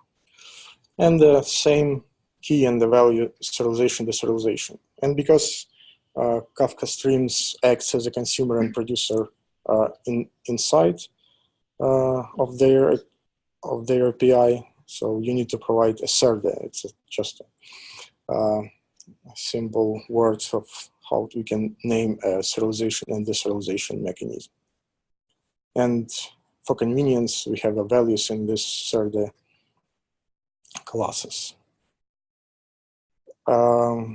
Okay, what's next? How to create the processing topology. We have a builder, streams builder for that. So we initialize the builder without any parameters. Then we instruct our Kafka streams to stream the data from that topic. Then convert, for example, all the values to uppercase that way. And then write the results to the other topic, uppercase topic, for example. And how to start this?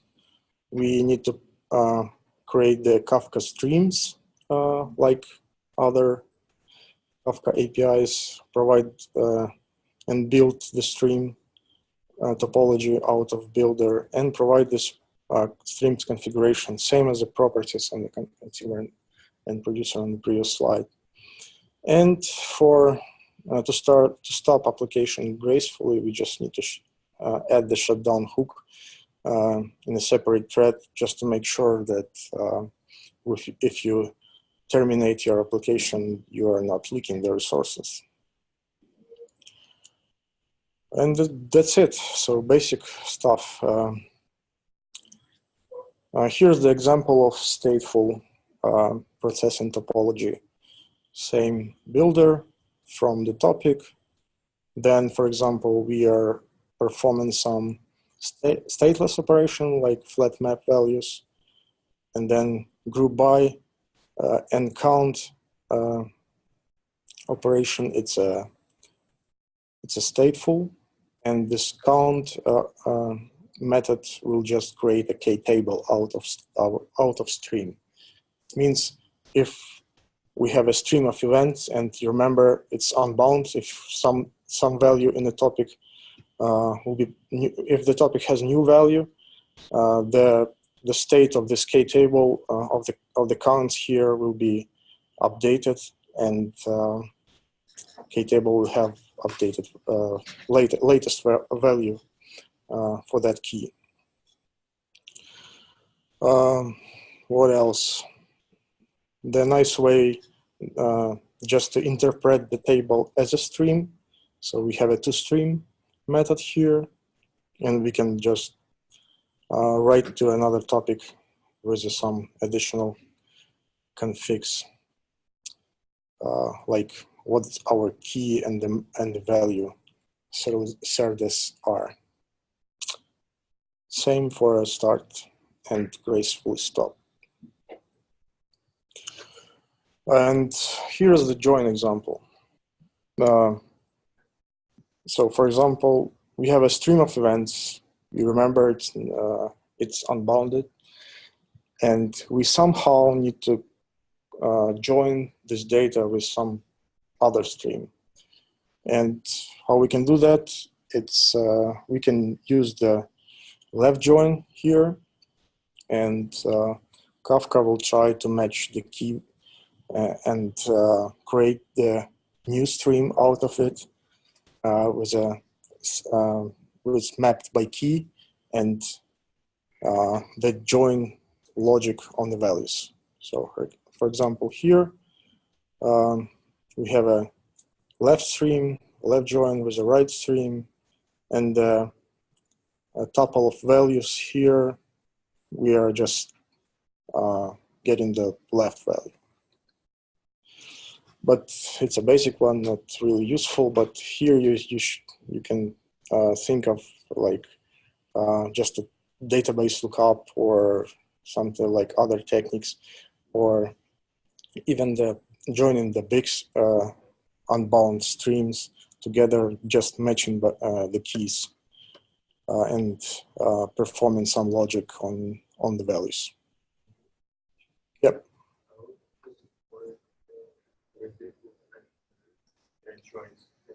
Works in paper, where all the IDs it tries to match on, yeah, I think on some period of time.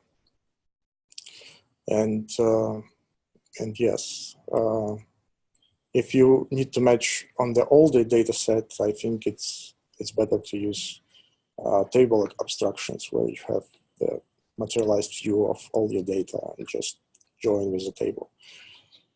One more question. Yeah.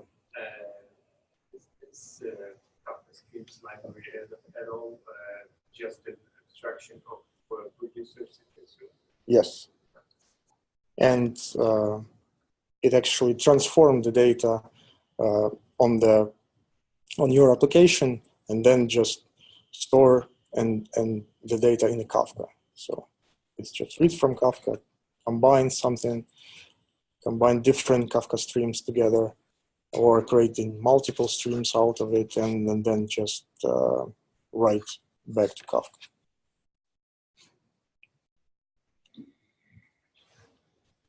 And this is how the joins look like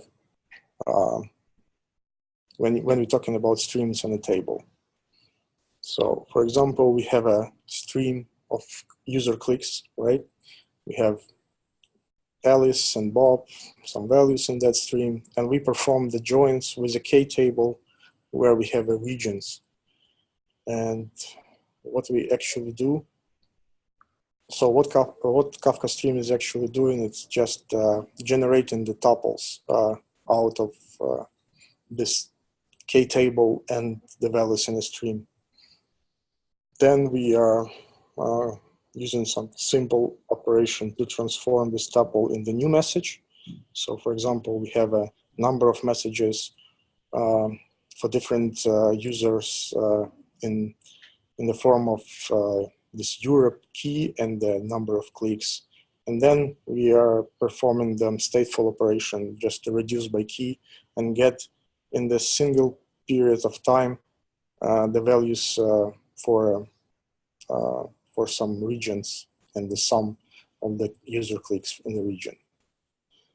And new event happened, the Bob added also in that region, and that means the stateful operation will increase the number in the K table.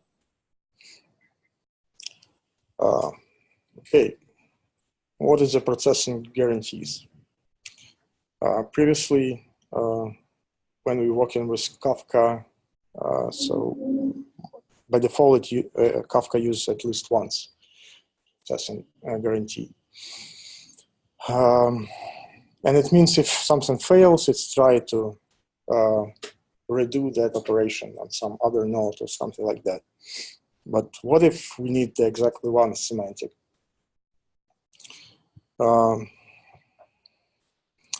And previously, for example, if you're working with some framework like Spark, you have to deal with this transactional stuff and remember the offset on each consumer and or producer, and to store the offset transactionally with the processor of data.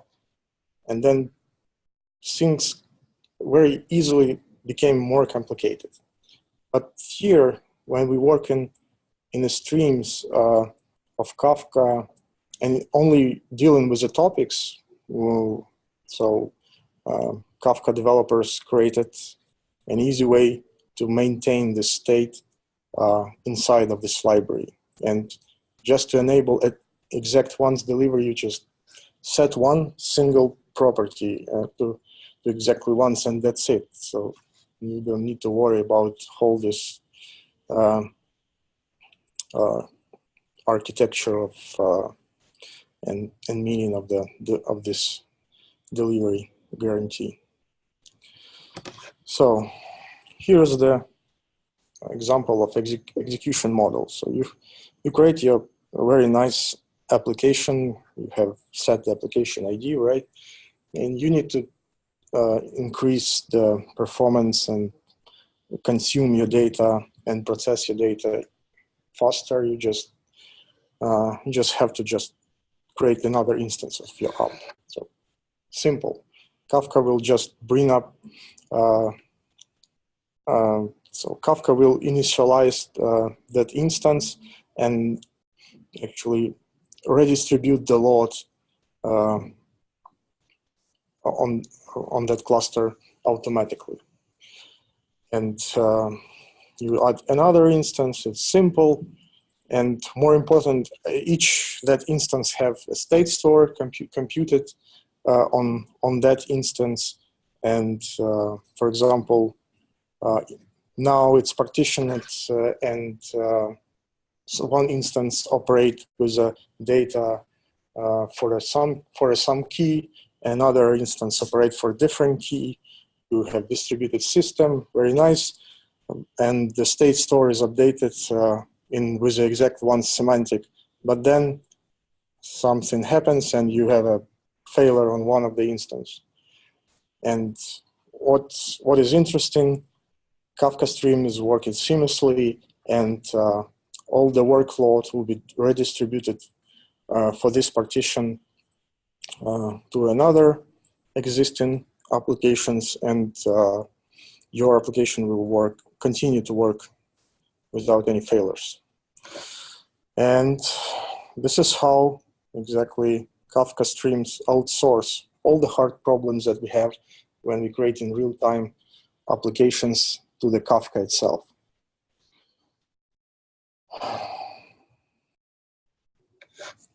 And I want to talk a little bit about the processing times.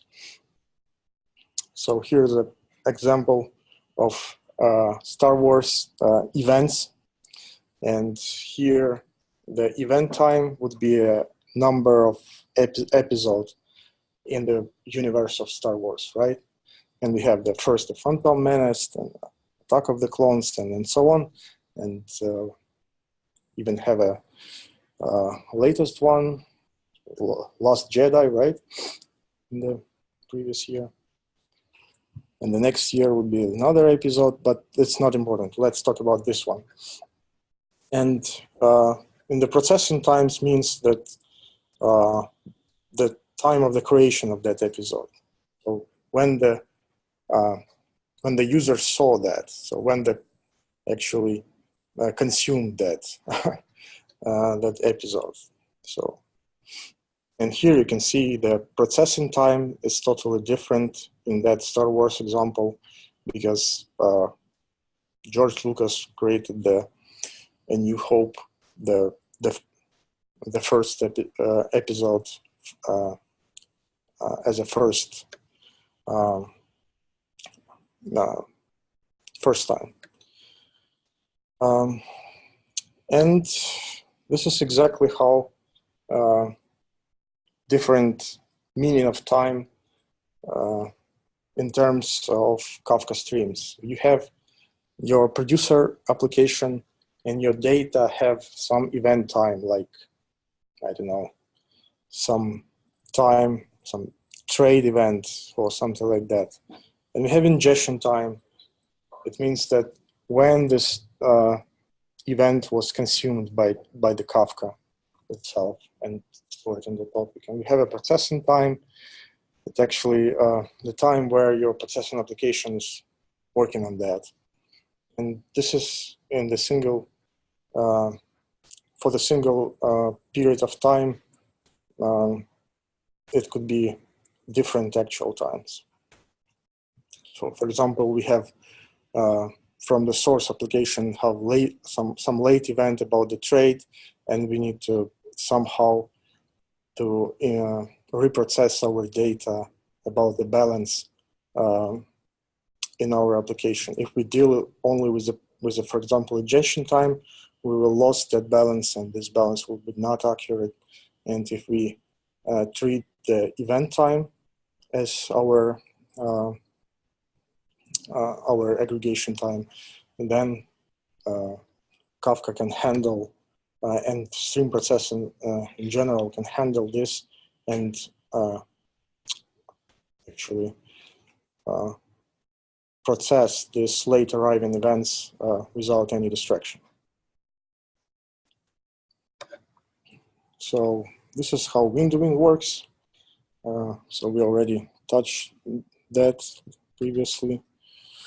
So we have some tumbling windows. So when you just provide just some interval, and exactly in that interval you need to get the values.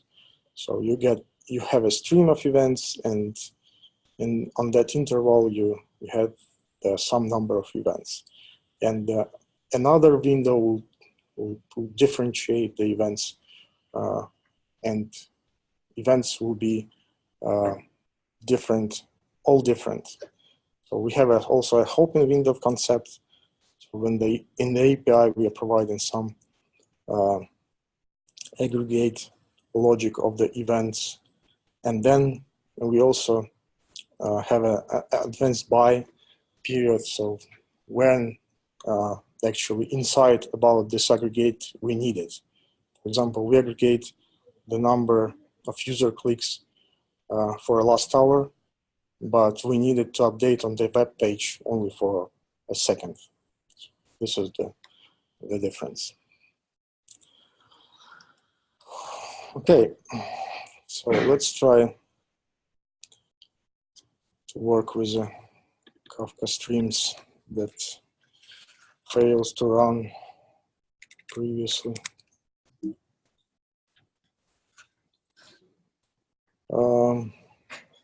And this is exactly the same as in the slide. So I will show you just how to work with the API, but some complicated topologies, I think we will touch on that later in the next sessions. But this is how we are creating our stream application. So as previously, we have just a map of some configs related to streams only, and some of them is duplicated just for convenience. And some configs, you can even provide configs for a consumer, all the consumers that use underneath this library. And for example, here, if we start our application, it will always read from the beginning. It's just a helper method just to create properties in a Scala, because for some reason this Kafka Streams API have no map as a parameters. So you should not worry about that, but this is pretty simple. We just creating a properties out of the map, and then just putting the value to it.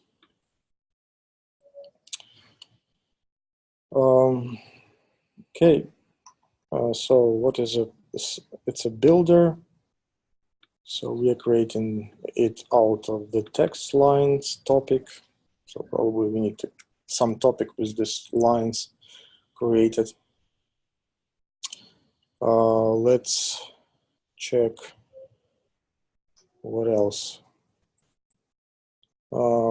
We have a convert method, like we need to map values in that stream to uppercase and write everything to another topic.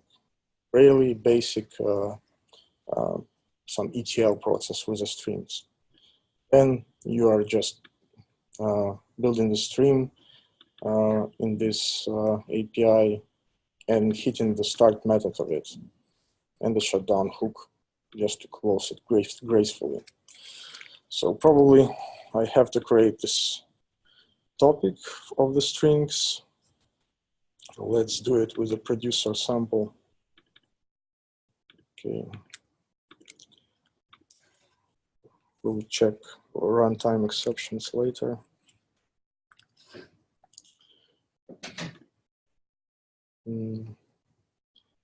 Let's, for example, have some file on the resources, some Shakespeare texts. So we are reading it from the file.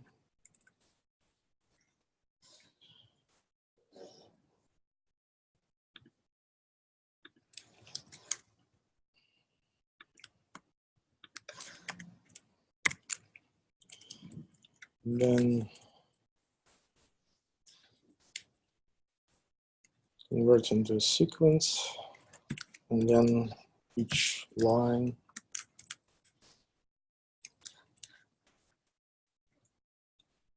producing a message.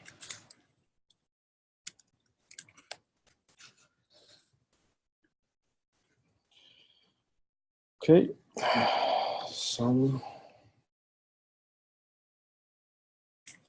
another topic. And that is not required parameter, and the value would be just a line.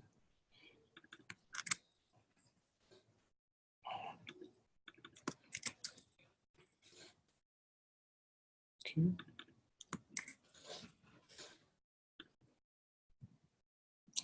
What else?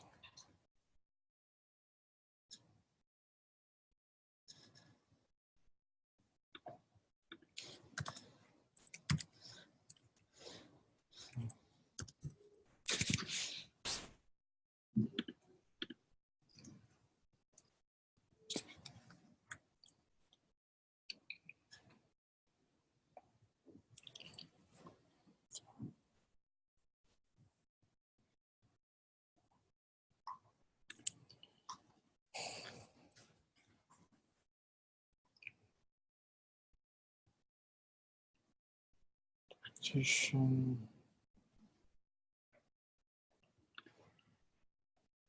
Just a name and value. Okay.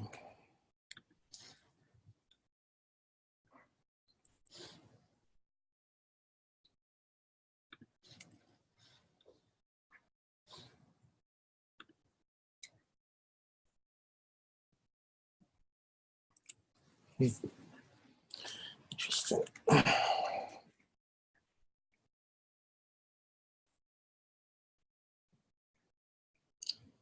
Specified value parameter, go back. Okay, right. Once.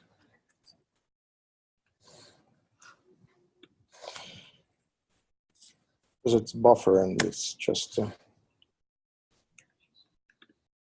it's because we are reading by symbol, but it's we need to read lines from the buffer and then go, everything will go smoothly. Okay.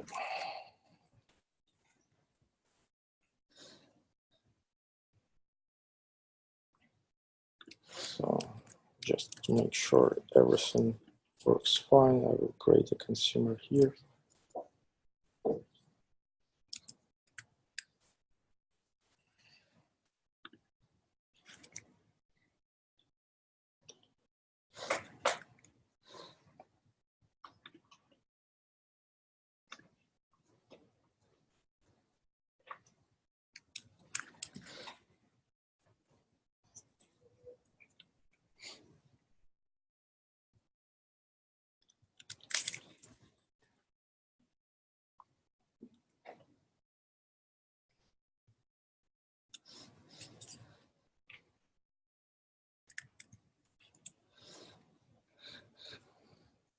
Okay.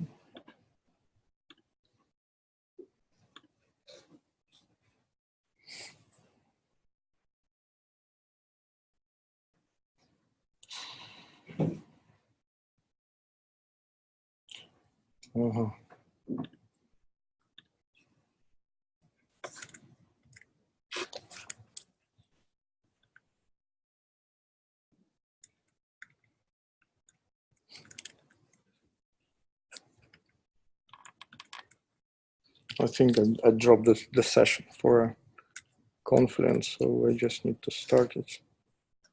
No?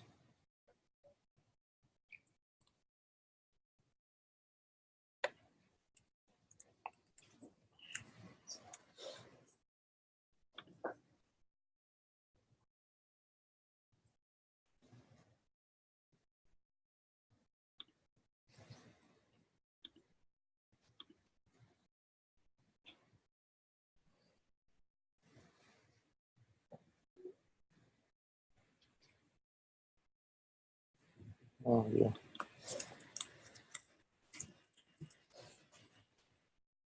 a shame.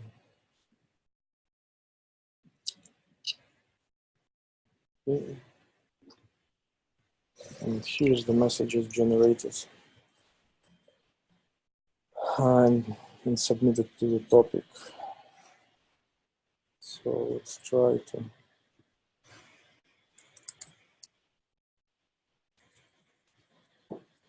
deal with it here.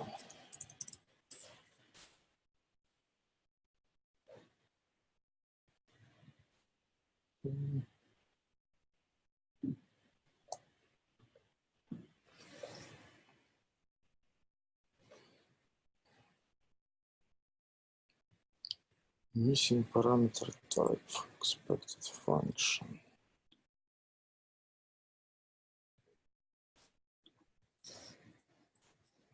Interesting.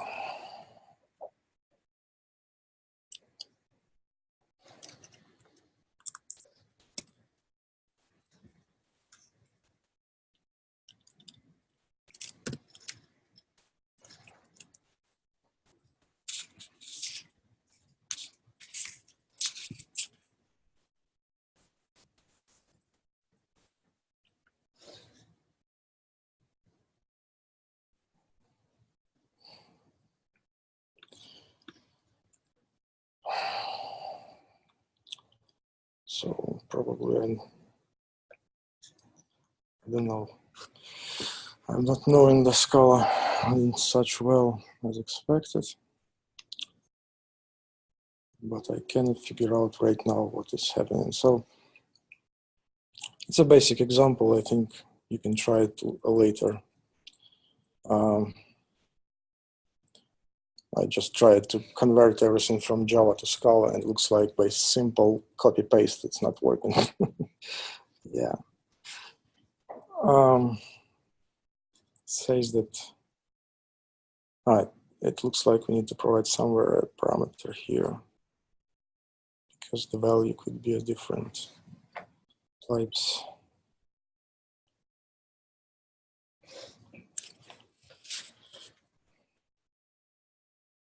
Okay, I think we can move on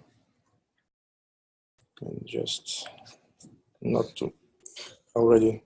So by the way, when we can start today, because it looks like we already 20. Okay. So now it's 10 minutes. Yeah. Just talk a bit about the KSQL. And I think you can practice on KSQL at home using that tutorial from the Confluent page. But let's talk just what is KSQL is. So KSQL, it's just an abstraction over the streaming API and provide you an SQL-like syntax to work with the streams. And that's why it's called Kafka SQL or KSQL.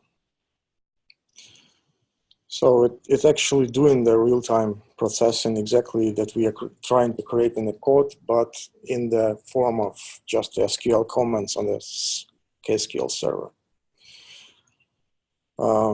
It's just an alternative if you just need to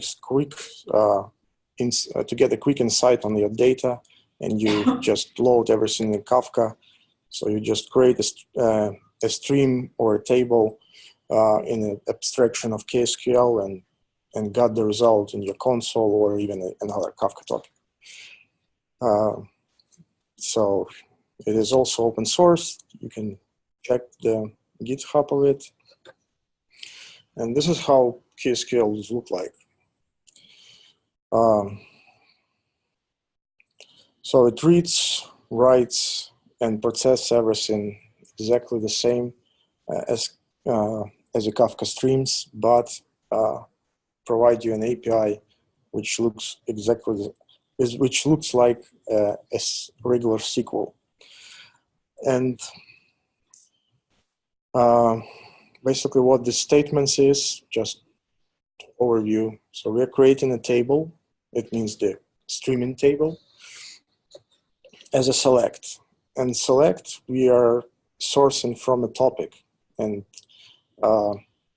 by having this like authorization attempts as a statement, you need to create like a abstraction from a topic in a KSQL. So in the example, I will show you later how to do that. But in terms of just a simple processing, you're just operating like with a regular table. So you're just selecting some data from your message, doing some aggregations on your data. Not all supported, obviously, and have some additional stuff like this window tumbling. So it means that it will aggregate the counts on the 5-second base and provide you an output on that. And it will group by some different parameter like card number and filter out something with heaven. This is how components of KSQLs look like.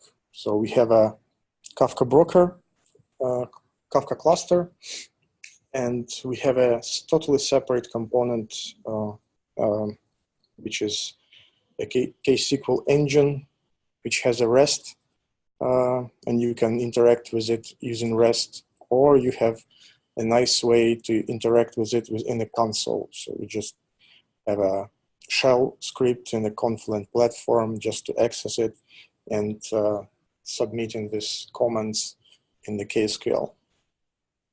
And also it supports this standalone or client server, where you have just a number of this KSQL server engines to work with the data in Kafka. Okay, something missing, something happens with my formatting, but it's okay. So comparing the actual simplicity and flexibility of the of all these three available options to interact with the Kafka. So consumers and producers obviously operates totally in the entities of Kafka, and that's why having the streaming applications and computations most flexible way to configure it. Streams, however, provide a nice abstractions and simplicity, but with the streams you have some limitations, and maybe the architecture itself provide you some limitation, but not actual realization of it. And the KSQL, it's a most simple way to just abstract out the stream entities and then just create nice looking queries in form of SQL, operate with the streaming data on your Kafka cluster. And it's time for hands-on on it. But as I said previously, you can use this Confluent tutorial for KSQL with a Confluent quick start guide. So this all this info here, it's from that guide. So just not to make you wait and continue our lecture today for a more, and not to steal your time, I will just go through it and you will try it on your own cluster. So first, it's nice to have topics created manually. So when you create a topics with this nice shell script commands, you have an option to provide additional parameters to it, like replication factor, number of partitions, and so on. So the name of the topic. So here on the installation part, we created a generator, and in that hands-on, try to populate the data using that generator. So we're creating the users and the page views topic, and then just running these commands and provide the configuration details. As you can see, it's just config files for a Kafka Connect. So no extra effort needed. So you just download the connect you need or create your own. And then by simply providing the configuration to a Confluent, you're creating this data generation page views Kafka Connect entity.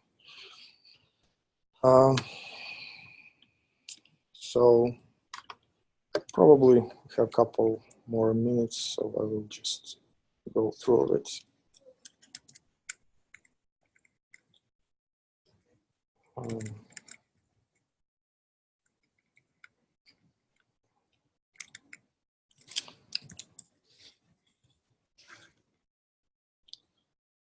Let's create a topic.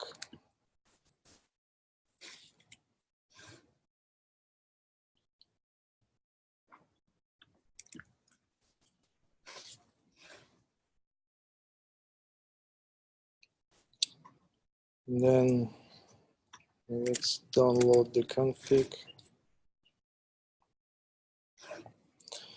and configure Confluent to start up the connect for it. Yeah.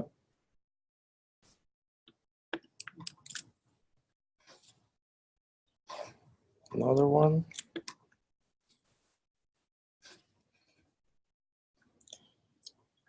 Okay. Then just open the KSQL. And you got this nice looking command line tool for that. If you are using enterprise version on the control center web app, you also have a nice looking view to operate with a KSQL, but that's fine. Let's create a stream out of topic. And here, as you can see, I'm providing the name of a stream, the parameters from the topics that needed for that stream, name of the topic, and the format.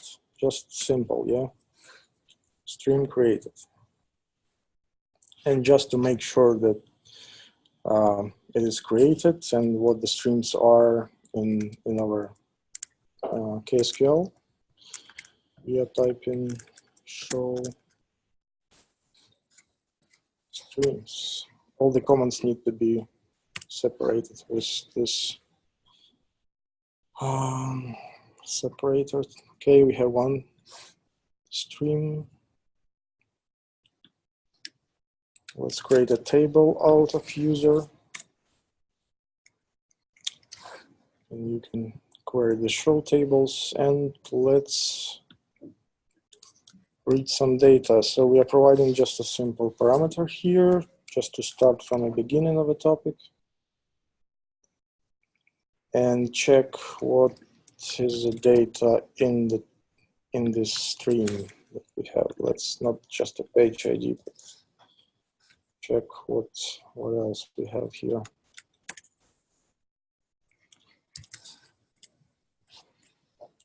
Yeah.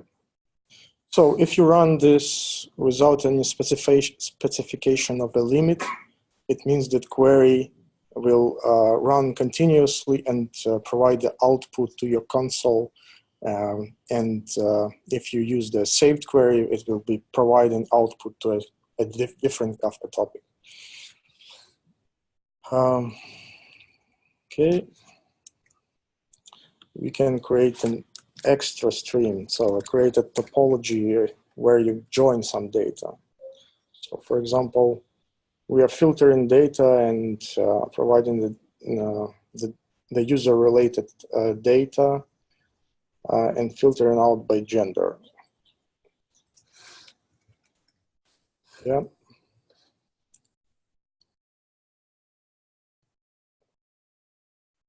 And then there is also option to create a separate stream out of our stream in a table, and create a different filtering, like by region.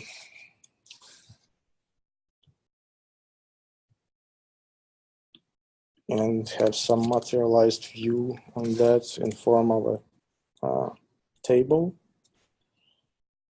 So here we just selecting some gender, region, and number of users, and using this windowing function for that. So, and basically, if you select something from this,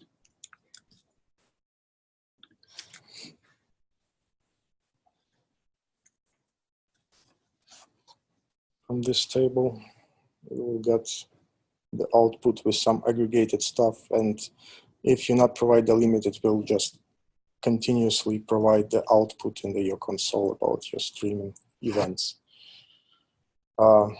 So that's it for today. Have some questions?